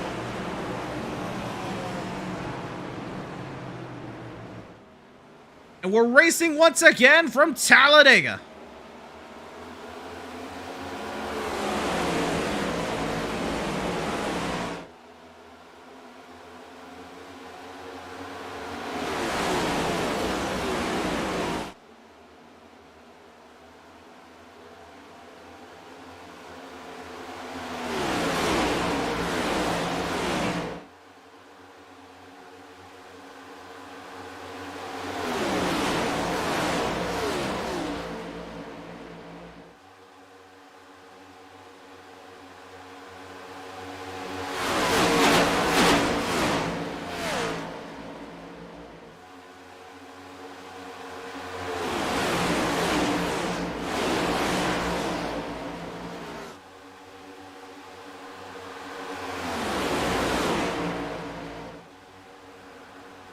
that car going around on the outside, coming back into across the field. It's a 2 of Seth Fitzpatrick.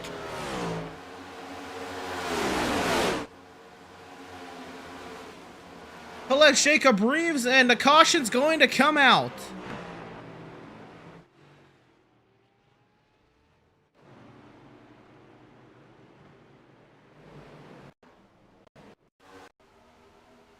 And trouble for some of the Last Chance Racing drivers coming into the tri-oval. A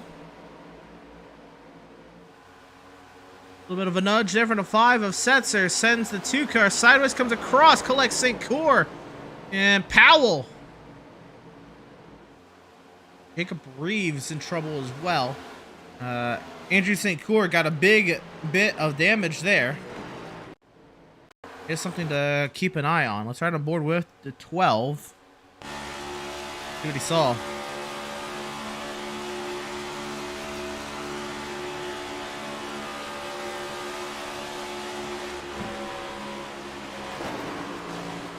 Big front end hit there.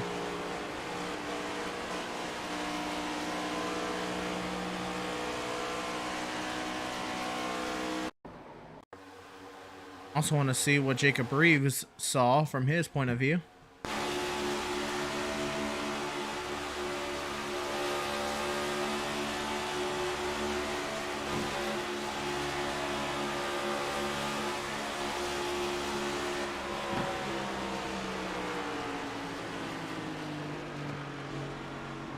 Oh, and his team. Oh, he did. He missed it. Oh, that could have been that could have been very bad. Some teammate on teammate contact right there. Kevin Powell, who and Andrew St. Cour, I think that those are the ones that land the worst of this incident.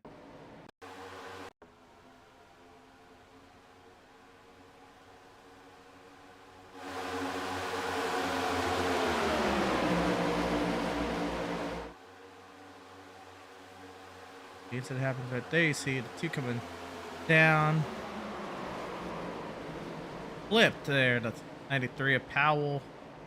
Wow, locks up the brakes. Reeves is able to avoid.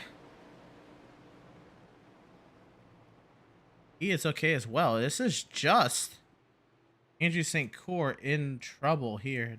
We're looking to see what kind of damage does the 12 car have. We're gonna catch this one live, and front end, it does not look great. But he should be fine if he stays in this field.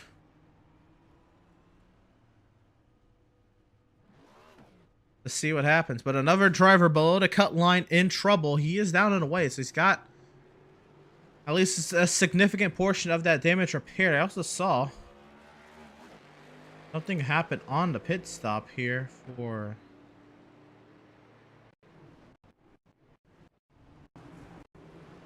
91 of Jonathan Jennings. We'll see here. He came down one of the lead cars. Oh, and contact there with Cortez.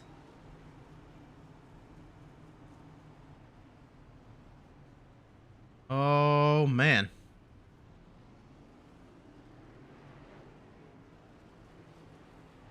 And had a lot of struggling there trying to get that car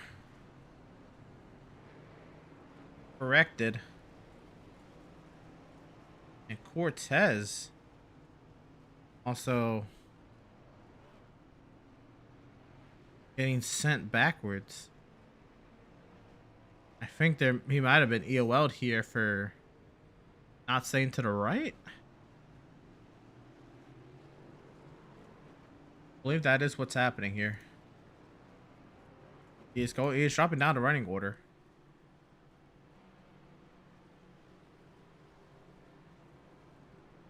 The Max Service now leads the field in here, and we've got a moment. We're gonna step aside. We're gonna go side by side here. Pits Up TV side by side. We're not going anywhere. Stick around.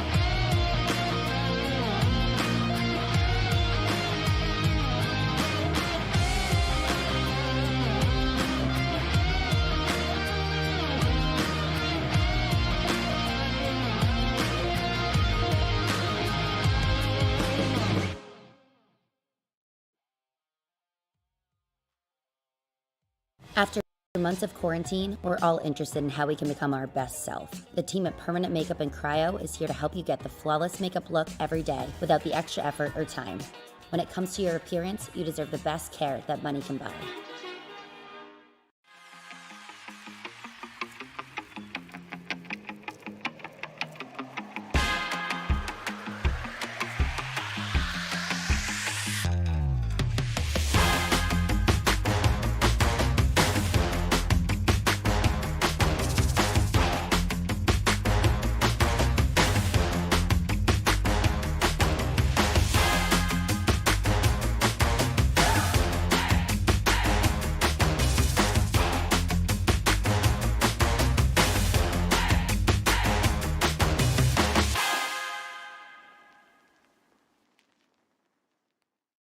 Have you found yourself trying to hide your joy because you're unhappy with your teeth? Your smile is the first feature noticed in an interview, on a date, or in family photos. We want you to be able to shine bright as your best self, and our teeth whitening system is the perfect step toward restoring your confidence.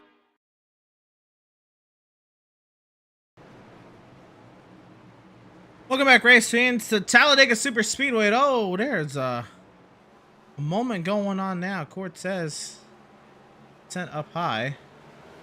We're gonna go green here. Green flag is back, and we're racing from Talladega.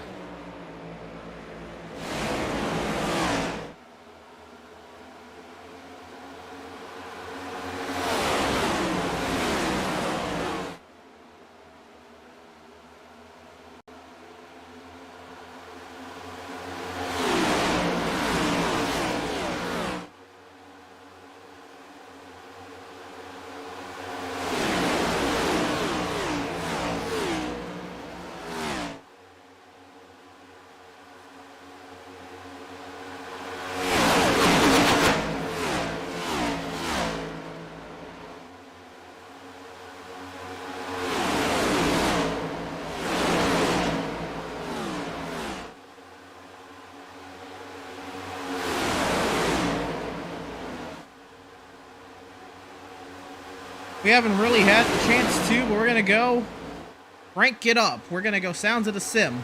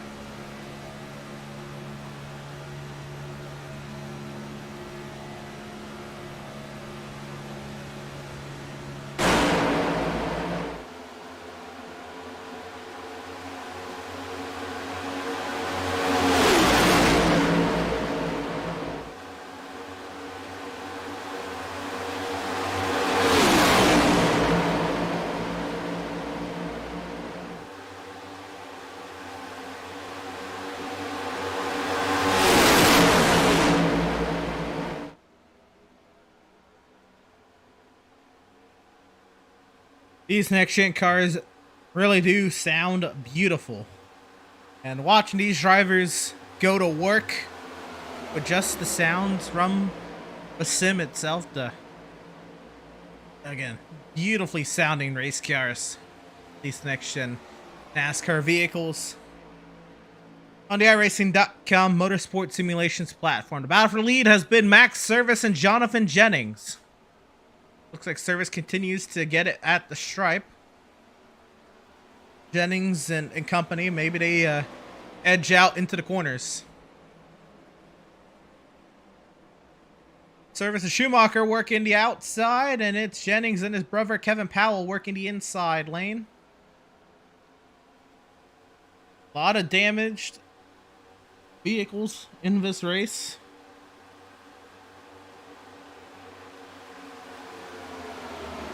Tucson's the tail end of this lead pack. Matthew Setzer, Vincent Cortez, the second group of cars. Adam Gardner, Joshua Lane Fox, still out here. First car lapped is Seth Berger.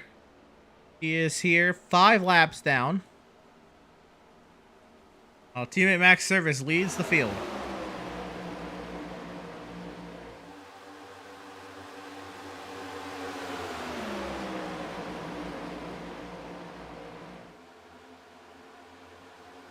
And again, to think about the points coming into today's race. Look at drivers below the cut line. Like Adam Gardner, who's had trouble. Matt Rogers, who's put out of the race. Andrew St. Coeur, he's had some trouble, but he's still out here. And Devin Smith, he had big time contact with the inside wall. He has had trouble. The drivers above the cut line, they have kind of kept themselves alive and in it. If you look at it, Fitzpatrick, well, he got in the most recent incident, but he's still up here. Jennings is up here. Berger, he got in some trouble, but he's still racing. He's picking up scraps when he can get them. Schumacher and Service, 4th and 5th coming into today in the points, are 1 and 2 right now. Stutzman is in this lead pack. Scott Bailey. That's a driver who's had some trouble today. That he had a little bit of a cushion. That's gonna maybe go away as a result of today's race. Jacob Reeves, his Sage win should be good. Well, not good, but he should be able to. He should have opened a margin over the cut line. So I think really the only one who could be making a move towards the cut line here is somebody like an Andrew St. Coeur. And oh, we got a car in the wall there. That was.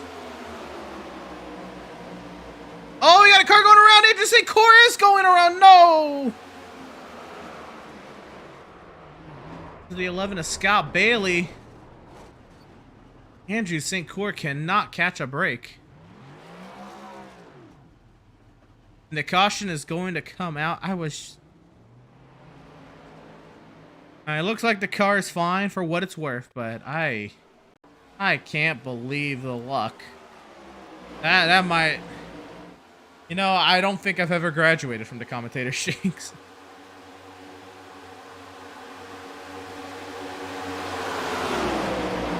Fitzpatrick just hit him, got him out of shape. Scott Bailey hit the wall. Doesn't look too much damage, and I don't know anymore. I mean, that car has been in some incidents today.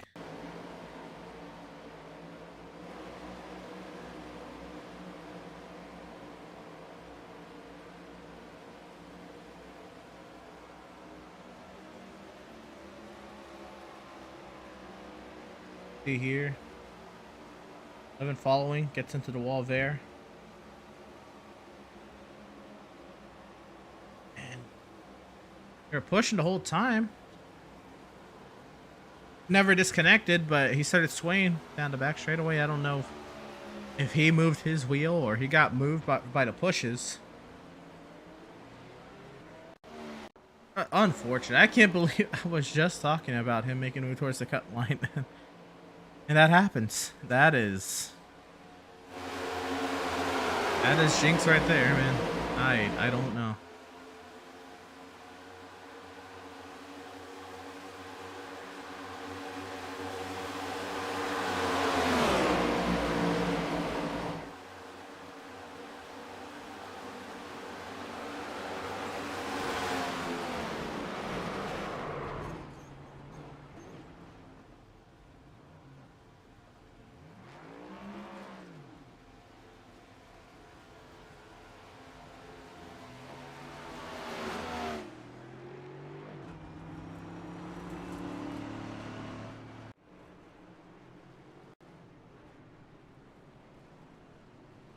Here we catch up. Andrew St. Core in the box. As expected, is getting service to his machine.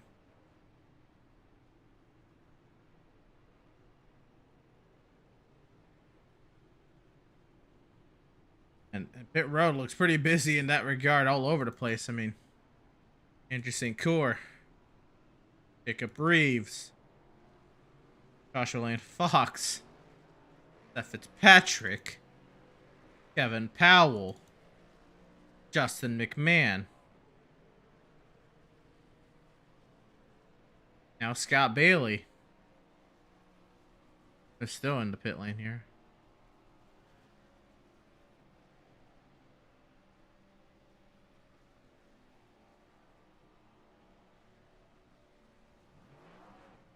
Well, Jason Miz is out here. He's having himself a great little run.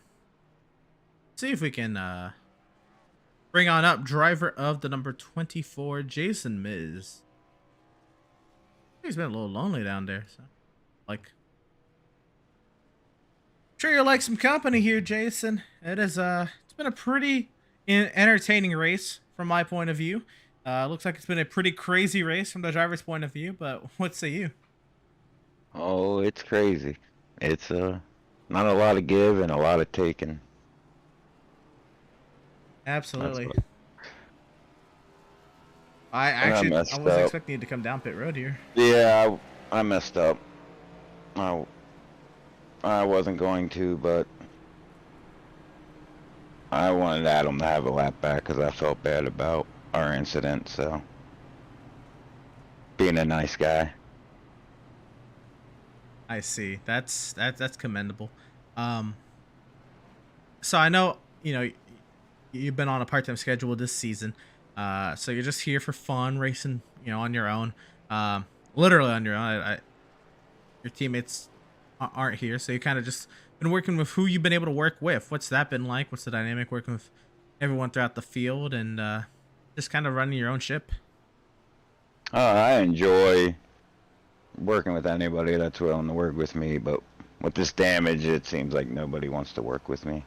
And once I get out front, I lose RPM, so I'm just here enjoying myself, trying to put a show on. I do certainly appreciate it. It makes my job a little easier. I'm starting to look at it. There's not many cars that don't have damage, so you won't be alone. That's why I wasn't too worried about the pitting part here. I knew we still got 20 to go and plenty of time. Certainly. Well, Jason, it's been fun watching you. You've been a blast up here at the front of the field, and hoping to keep that up. Hopefully we'll talk to you a little later on, man. Yes, sir. Thank you very much. Driver of the number 24, Jason Miz. I thought he was going to relay this back to the green, but he came in down pit road there. Be a nice guy. Let Adam get a lap back there. Get back in this thing, but he got that lap back. Or maybe he did. Maybe he was able to power around that quickly.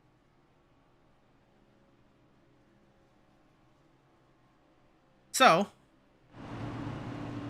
we go again. Another restart. The field in the hands of Max Service. Got Schumacher to his outside, and Myers, looks like Jennings, row 2. Setzer, Cortez, row 3. Doug Solms, Jeremiah Stutzman, row 4. Jacob Reeves, Joshua Land Fox, row 5. Still the lead lap behind Andrew St. Core, Jason Miz. Still running laps down, Seth Berger, Adam Gardner, and a whole load of cars in trouble. You heard it from Jason. 20 laps to go. He's not worried. You shouldn't be either. The action's just going to continue to ramp up. Green flag is back in here, racing once again from Talladega, 20 to settle it.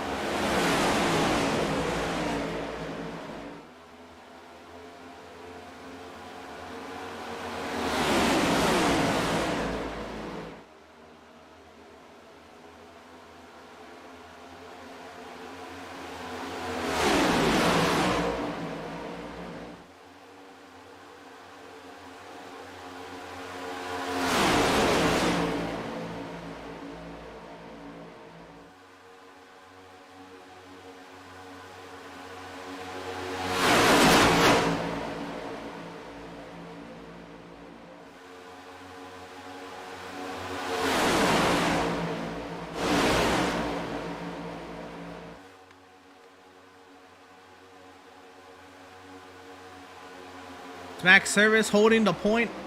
Teammates Adrian Schumacher, Vincent Cortez behind. Jennings trying to muster up what he can with what's left of his squad. He's got Matthew Byers behind him and not too much more.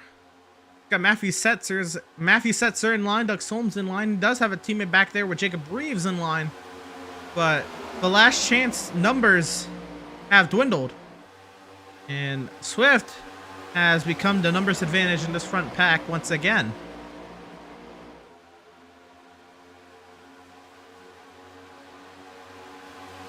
This time by will be 18 laps to go in playoff racing action. From race 2 of round 2 in the Outlaws Sim Series playoffs, race 31 of 36, the 5th race of the 10-race mini season, and it has been action-packed. Once again, maybe drivers, or people won't be happy with the amount of cautions we've had today. I say these drivers, they earned themselves a little bit of a fun race. A Stutzman jumps out of the line. Will anybody go with? He's got Fox to go with. I was saying these drivers, they earned a little bit of a wreck fest, a little bit of a crapshoot. They went 5 consecutive races without a caution in the Outlaws Sim Series. I mean, it was pretty crazy. Over 900 miles of racing without a caution, 735 consecutive laps by the time we had our first caution here today. Green flag racing. And, well, then the floodgates opened. It's been a minute since these guys have had their caution periods, and cautions breed cautions, especially when you've had a 5, 6, 7 week hiatus from them. And this is what we've got left. We had a 26 car field to start. It has been a pretty chaotic race, but there's still lots to play for. Playoff lives to settle. Drivers competing for their first win still alive and up here trying to get going here. It's now Swift to the top of the track on the top lane. They got 5 cars lined up. The top 4 all lined up. I'm adding Andrew St. Coeur in there just by virtue. He's been working with Swift all day.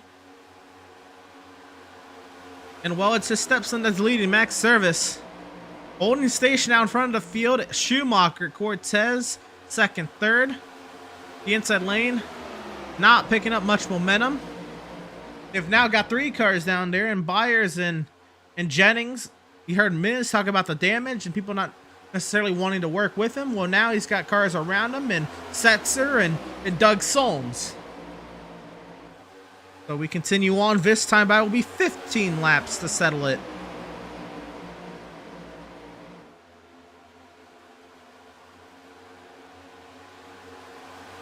Jacob Reeves holds station up high.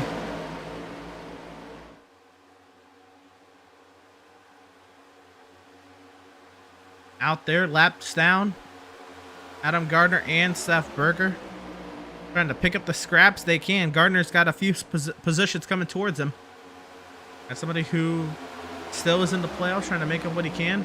Spots that are coming to him will be valuable. And now some momentum to the inside lane. The 5 cars that have lined up on the inside lane, they are doing some work. And Fox and Stutzman look down there. They look to join.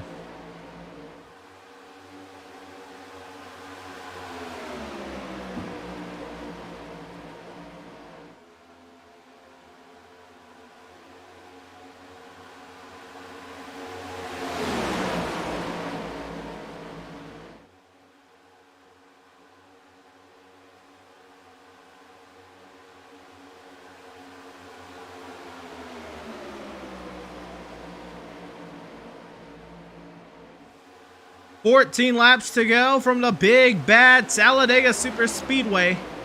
The outside lane has the advantage, and Andrew St. Coeur has been shuffled out, has been left out to dry, and that has broken up the momentum of the high side.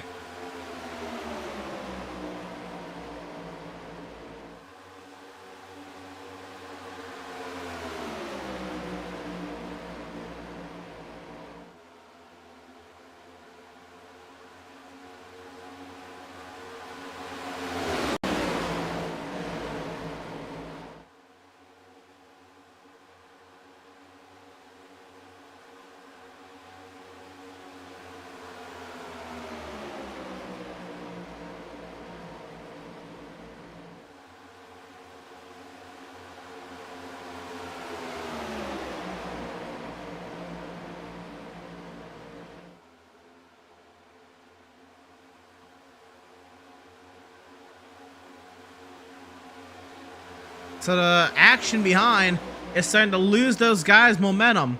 Reeves and Fox, they need to get it worked out here. Reeves now lined up with Gardner and Stutzman, St. Cyr, and Fox, and they are lined up, and they're going to try to catch the guys in front, but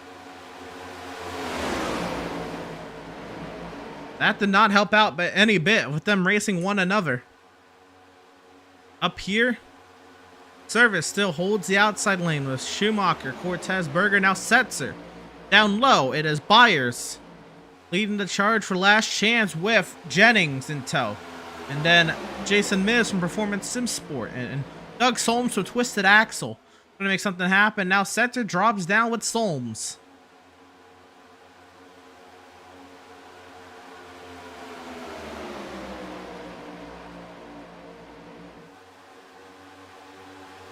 This time by will be 11 laps to go.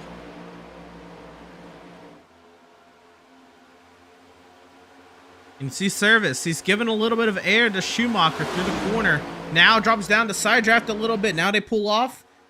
Because the side draft, you don't want to lean on that car's quarter the entire lap or the entire straightaway. You just want to lean a little bit, slow them down, then pull off so you don't start slowing yourself down. That time by the stripe was Byers leading the lap. 11 to go. And now some mixing up going on. Setzer wants Berger. And that's not going to help out the Swift gang. They're losing numbers. And now Solms is sideways up off the corner. And now Setzer drops back behind the 77 again. And now a huge drop off in speed to the inside lane.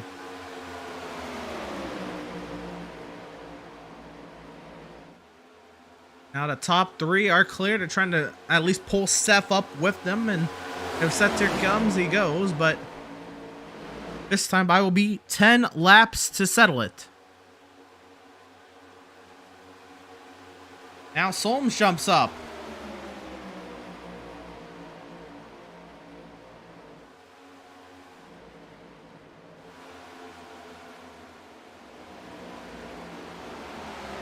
And now Stutzman and St. Cyr. This is the second pack. They're trying to close the gap. They're 2.5 seconds back, but they are not closing any time on what's going on up here.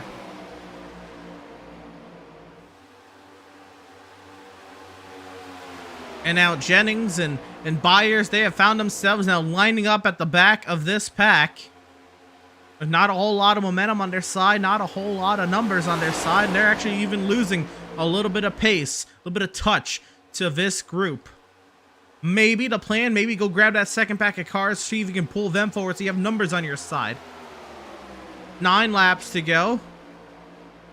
And everyone's all lined up on the outside lane. It's Max Service leads over Schumacher, second. Cortez, third.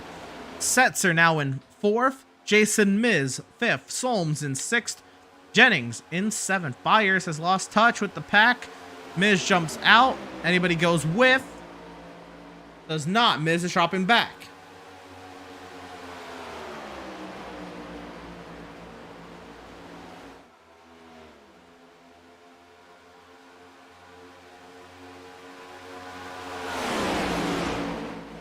And more shuffling back here. Stutzman has a blink moment. Some car is sideways and around back there. Adam Gardner's in trouble. These guys are still trying to figure out where to line up and how.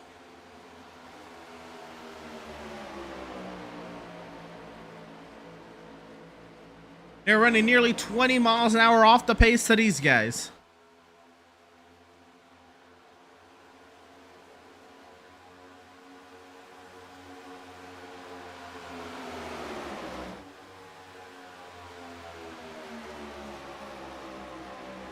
So Max Service, who's been on a little bit of a lull since the Charlotte win, hasn't been the dominant car we saw earlier this season. Looks like the competition has initially caught on. Is this the race that Max Service uses to win, to bounce back some momentum in his favor, to be the first driver to hit 5 wins on the season? We'll have to see. Also with the chance to hit 5 wins on the season is the 91 of Jonathan Jennings and the 82 of Adrian Schumacher. They have a chance to set the record straight. Also, while most of them are more or less secure into the next round of playoffs, a win here would lock it in no matter what happens next week.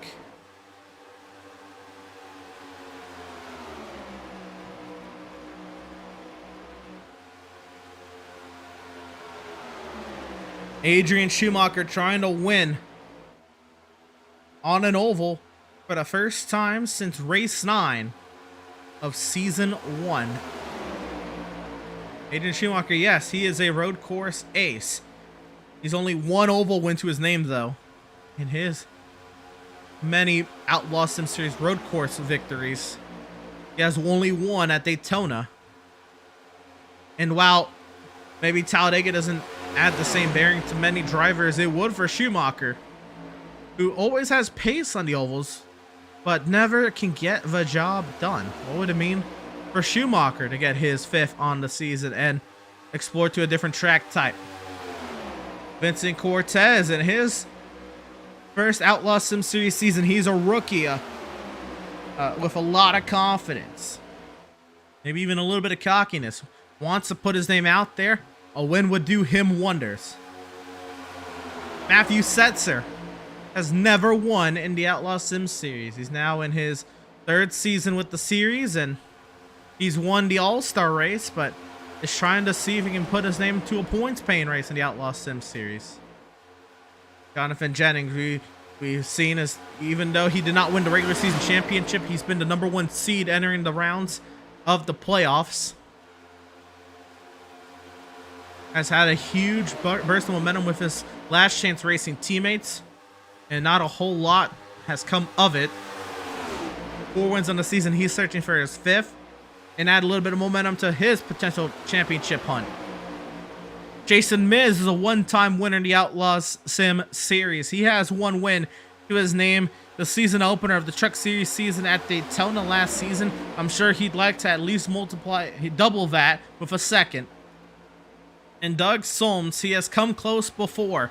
He has led on the last lap. He has had huge bursts of momentum to try to win Dega races before, win races in the Outlaw Sim Series. He's had good runs, but he's never been able to seal the deal. He finds himself in this lead pack as well, and the action is ramping up now with 4 laps to go. This time by the stripe will be 3.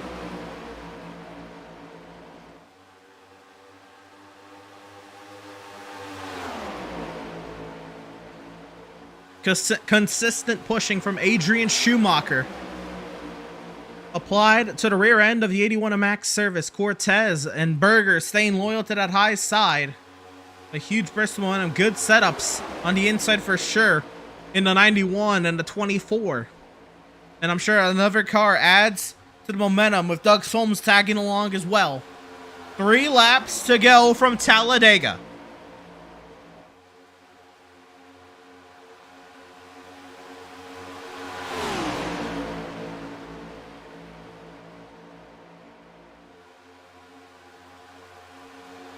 Momentum holds station up high. The 2nd pack awaits if any mistake happens up here. And Miz, now a huge push to Jonathan Jennings. It's gonna edge him out in front. Will he be able to hold it? Setzer now drops down low.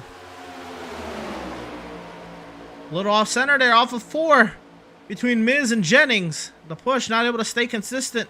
Out of 4 through the tri-oval. 2 laps to go. It's service still at the line.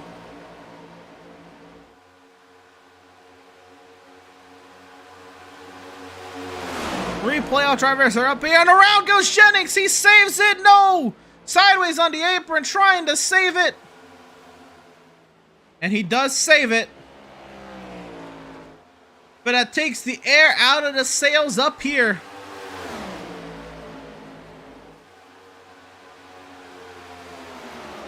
And these guys are gonna race for it.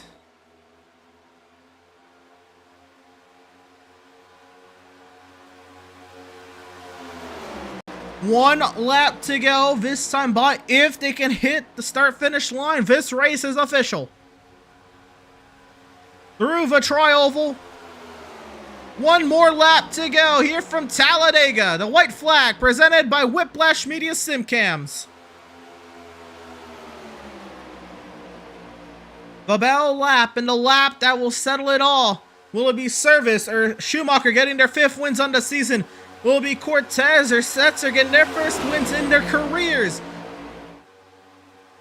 Down the back straightaway. Setzer with a push from Miz. Solm stays up high, loyal to the outside lane. Schumacher glued to the 81. The pushing continues. Through the tri-oval. Schumacher up high to the outside. Through the tri-oval, Schumacher with the advantage. Cortez, he's going to push. He's going to get sideways and wreck across the line.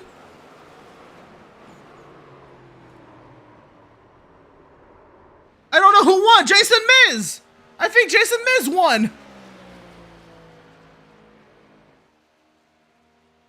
Oh my goodness. Vincent Cortez had a huge run. He wanted to go somewhere with it. And he went into the wall with it. Here's the move. Out of turn 4. And, well, that's a great camera of it. Here we go. 4 wide. They wreck. And, wow, I thought Setzer maybe would have gotten it there. That one was close. One more time.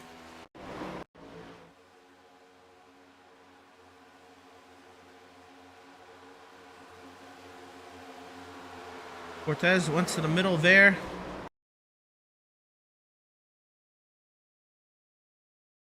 And bam.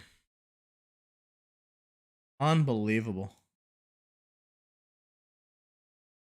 But a well-deserved victory for Jason Miz. He fought his stuff all day to do this. And well-deserved victory donuts for the 24.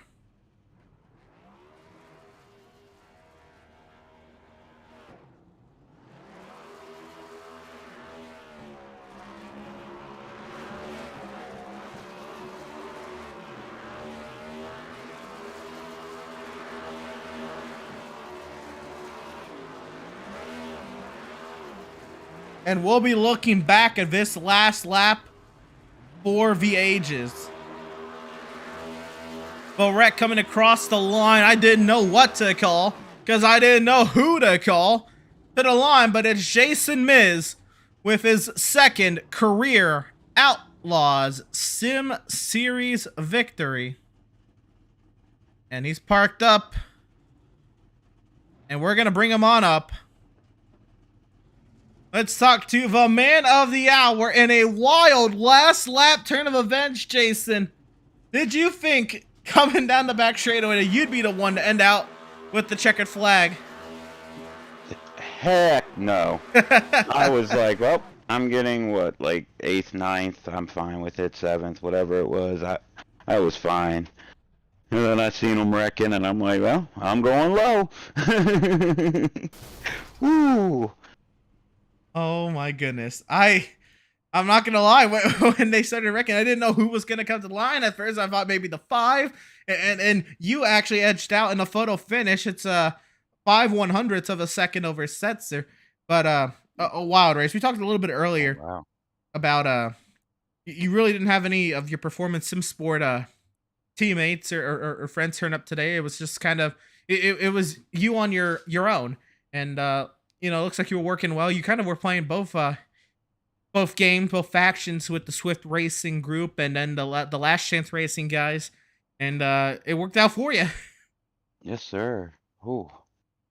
I mean, I wanted to work with Tank. I know you guys. Well, those guys are fast. Or I'm sorry, I'm not sure what their name is in this one. It's Swift. Swift. Yeah. No, I can't call them that. I know why it's like that. Taylor Swift. Yeah, but no, I knew that you guys would always be fast, so I was like, I was fine working with them, and then I knew we had to make a move earlier than we did, and we just didn't have the numbers, so I gotta thank, no doubt, front line for this amazing Talladega setup. Don Wheaton, GM, gotta appreciate them. Bruzy, can't do it without their support. definitely Adam for running a great league. You guys up in the booth every week, phenomenal job. All right. We appreciate it, and appreciate you for putting on a great show tonight. And you ended up with a well-deserved victory. Jason Miz, your second career Outlaws Sim Series victory.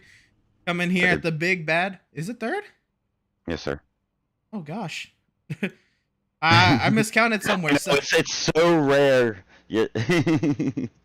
It's so rare for me to get a win. I actually only know that because I looked at it before the race started. I was going through the Discord.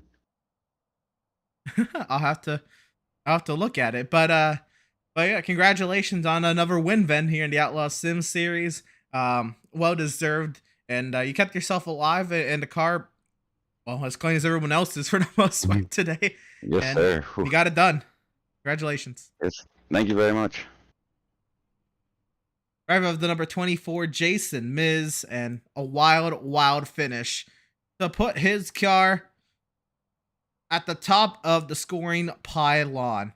What a job. What a race from this field. It was entertaining all day. I was a little skeptical on this race being 110 laps. I am not going to lie.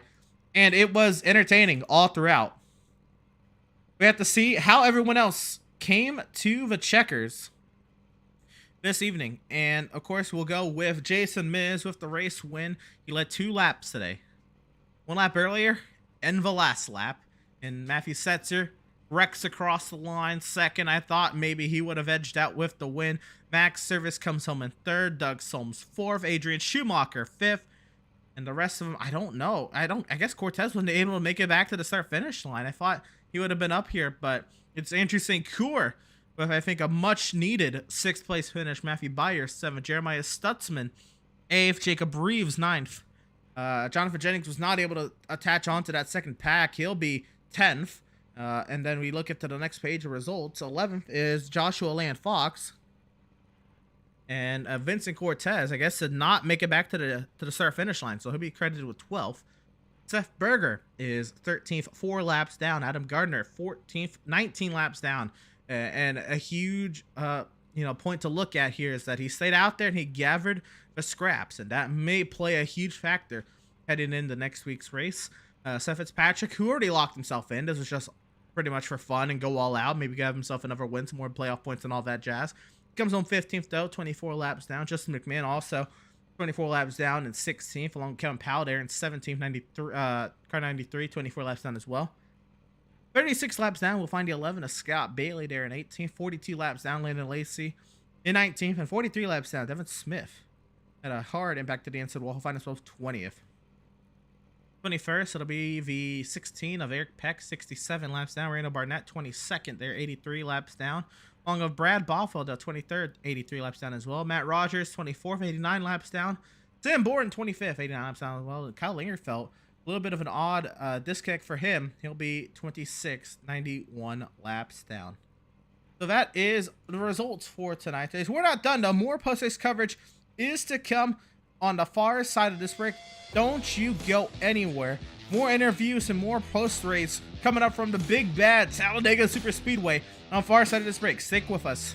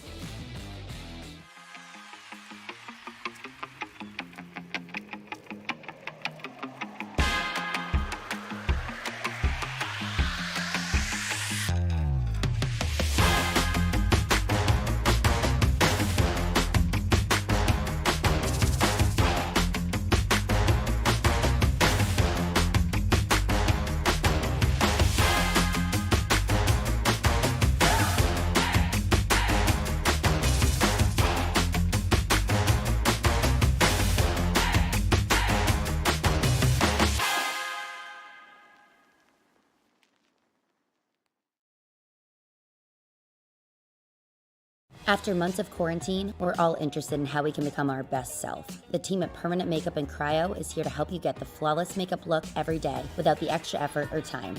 When it comes to your appearance, you deserve the best care that money can buy.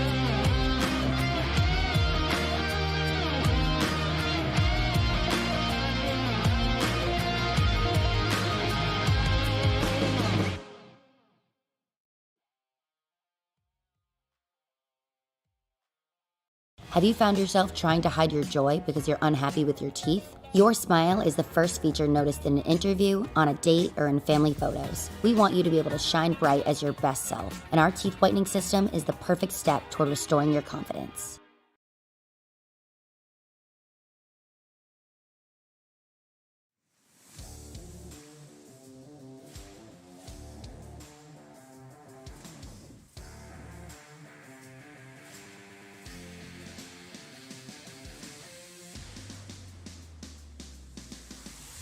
Welcome, race fans, back to the virtual Talladega Super Speedway. We're now in the post-race coverage of this evening's playoff race. The results, the action has all been done and dusted, and everything's going to be tallied and everything's settled.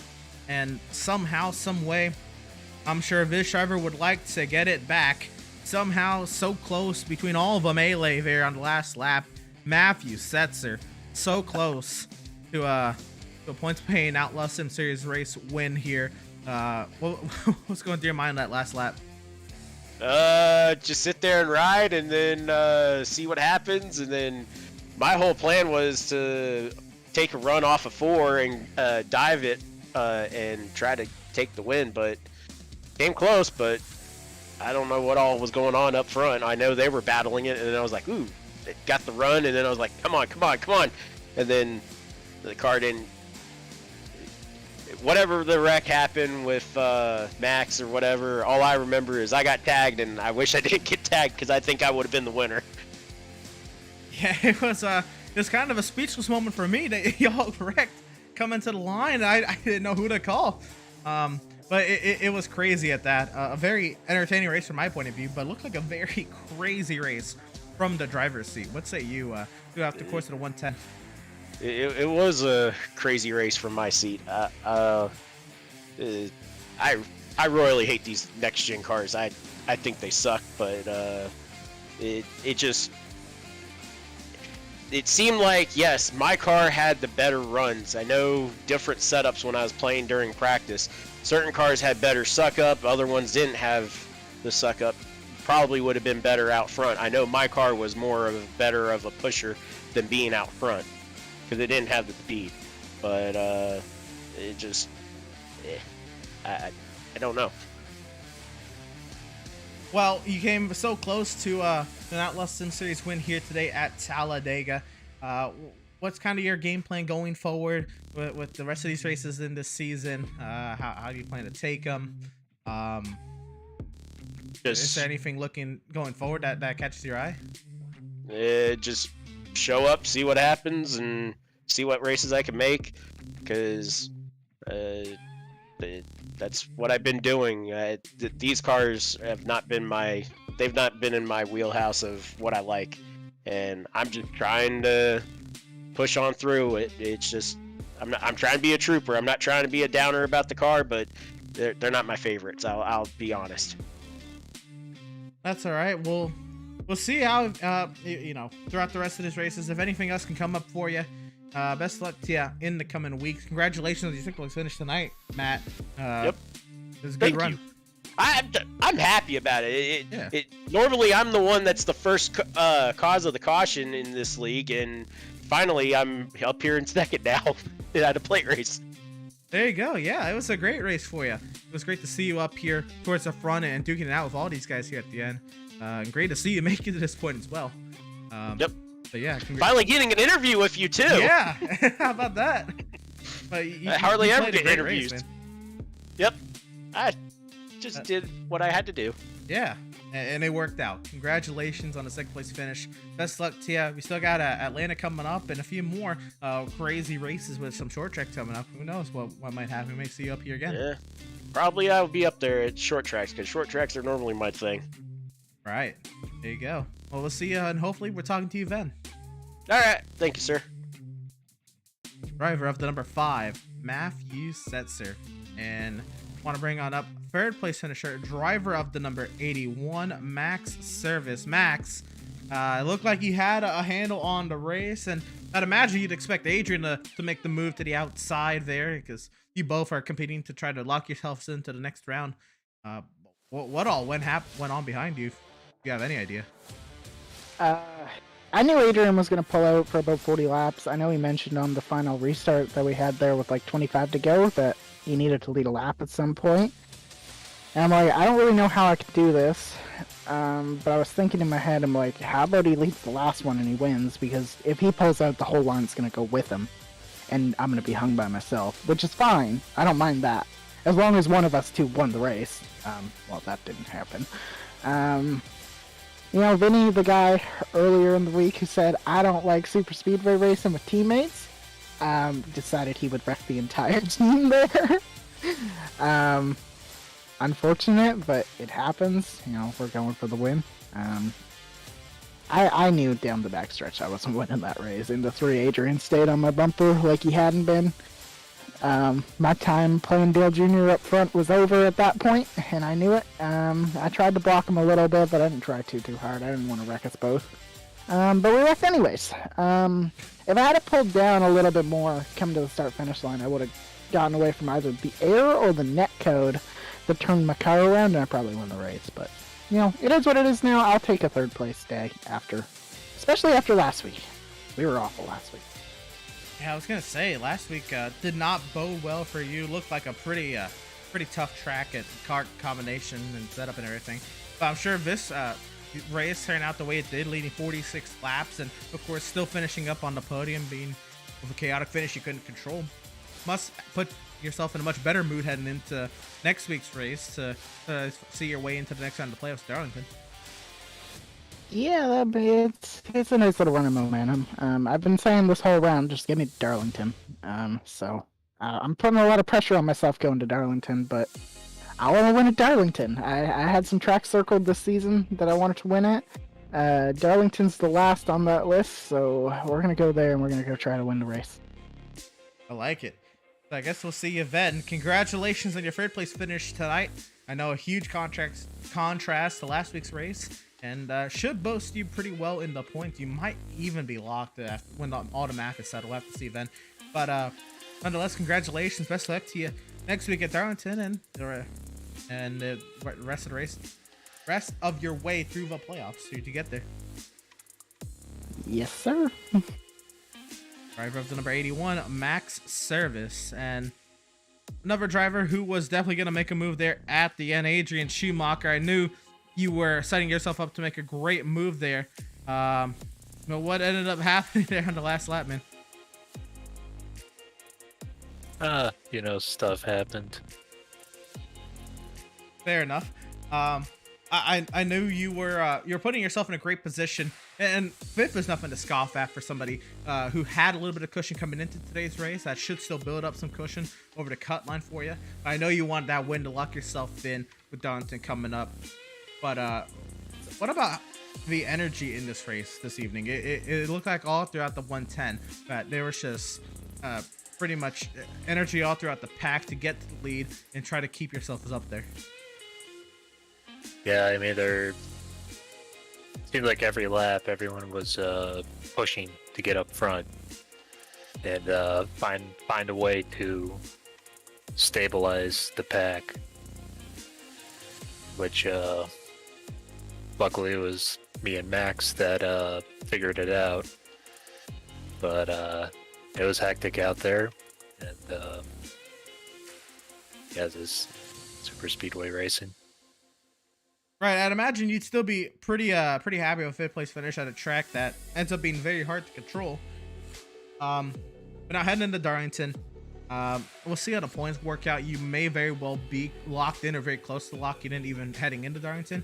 But how do you take it? How are you feeling about it? I know that's a track that's very technical and maybe right up your wheelhouse. Yeah, I would say see where I end up. Go for podiums, but I think there has to be a different mindset going into the rest of the playoffs for me. Probably a lot less give, a lot more take. I like that. I think that's a very valid point. I guess we'll have to see what happens then going forward. Congratulations on the top 5 finish tonight, Adrian. I know you were looking for more, but again, at Talladega, nothing to scoff at. And best luck to you next week at Darlington, man. Yep, thanks. Gonna see a new Schumacher. I like it. Driver of the number 82, Adrian Schumacher, said there's going to be a new Schumacher behind the wheel in this 82 machine. We'll see what happens going forward. But yeah, wild race this evening. Can't believe the way it played out. Very entertaining all throughout the 110. Can't say there was a dull moment in this race for me. You know, even when there was a little bit of single file, which they weren't single file for very long, but when they were, even then the tension was still built up, and we still had a lot of racing, a lot to play for, and the playoffs, of course, looming large. Take a look at the schedule going forward here in the Outlaws Sim Series. Of course, we've gone through 31 now. We look next week at race 32 at Darlington. Then we set up for round 3. Next Wednesday, by the way, is Elimination Wednesday at Darlington. You won't want to miss that. That's going to be a wild one. But then round 3, you have Homestead Miami Speedway, which is currently what track the officials are at tonight, this week. And then the brand new reconfigured Atlanta Motor Speedway, which nobody really knows how it's going to play out. North Wilkesboro, which is going to be quite the challenge with these next-gen vehicles. And Richmond as a chaotic short track season finale. I can't wait. Now, as far as tonight, that's going to do it for tonight. But we got so much more coming up here on the channel here at Pit Stop TV. And we can look at it going forward. Of course, Sunday, 1:30 p.m. Eastern, we have the Sim Pit going to Silverstone. You won't want to miss all the action the GTE cars provide as they head over across the pond to Silverstone. It's going to be a fantastic race. I absolutely expect the Sim Pit series to continue to provide some amazing racing. 1:30 p.m. Eastern. You won't want to miss it. And we have SK Modifieds Tuesday night, 9 p.m. Eastern. If you think you have what it takes to make top split with the SK mods, they're at Lanier. Go ahead and sign up and see what you can do. You might just end up on the broadcast. The next Wednesday night, it's Elimination Wednesday from Palladium Black, the track that's dubbed as Too Tough to Tame. Darlington Raceway is going to be the site of Elimination Wednesday here, and we narrow the playoff field from 12 to 8, 7:30 p.m. Eastern time. And you won't want to miss it right here, Pit Stop TV. Great stuff as always here from the workers here at Pit Stop TV. I know Andrew puts in a lot of work to make these broadcasts go around, so a huge shout out to him each and every week. And if you want to keep up, or if you want to just support us across all of our social media platforms, there they are on your screen. Our Facebook page there, facebook.com/Pit Stop TV. Our Instagram, of course, at Pit_Stop_TV. Our Twitter at Pit Stop TV_. We're live on Twitch tonight as well as twitch.tv/Pit_Stop_TV. And our YouTube channel, of course, at youtube.com/C/Pit Stop TV1. And I think that'll do it tonight from the Talladega Super Speedway. We're happy to have had you to join us here for the Outlaws Sim Series action, and we hope you enjoyed tonight's coverage. For all at Pit Stop TV, I am Emerson. I want a huge shout out to everybody behind the scenes. Thank you all for tuning in, and we'll see you next time.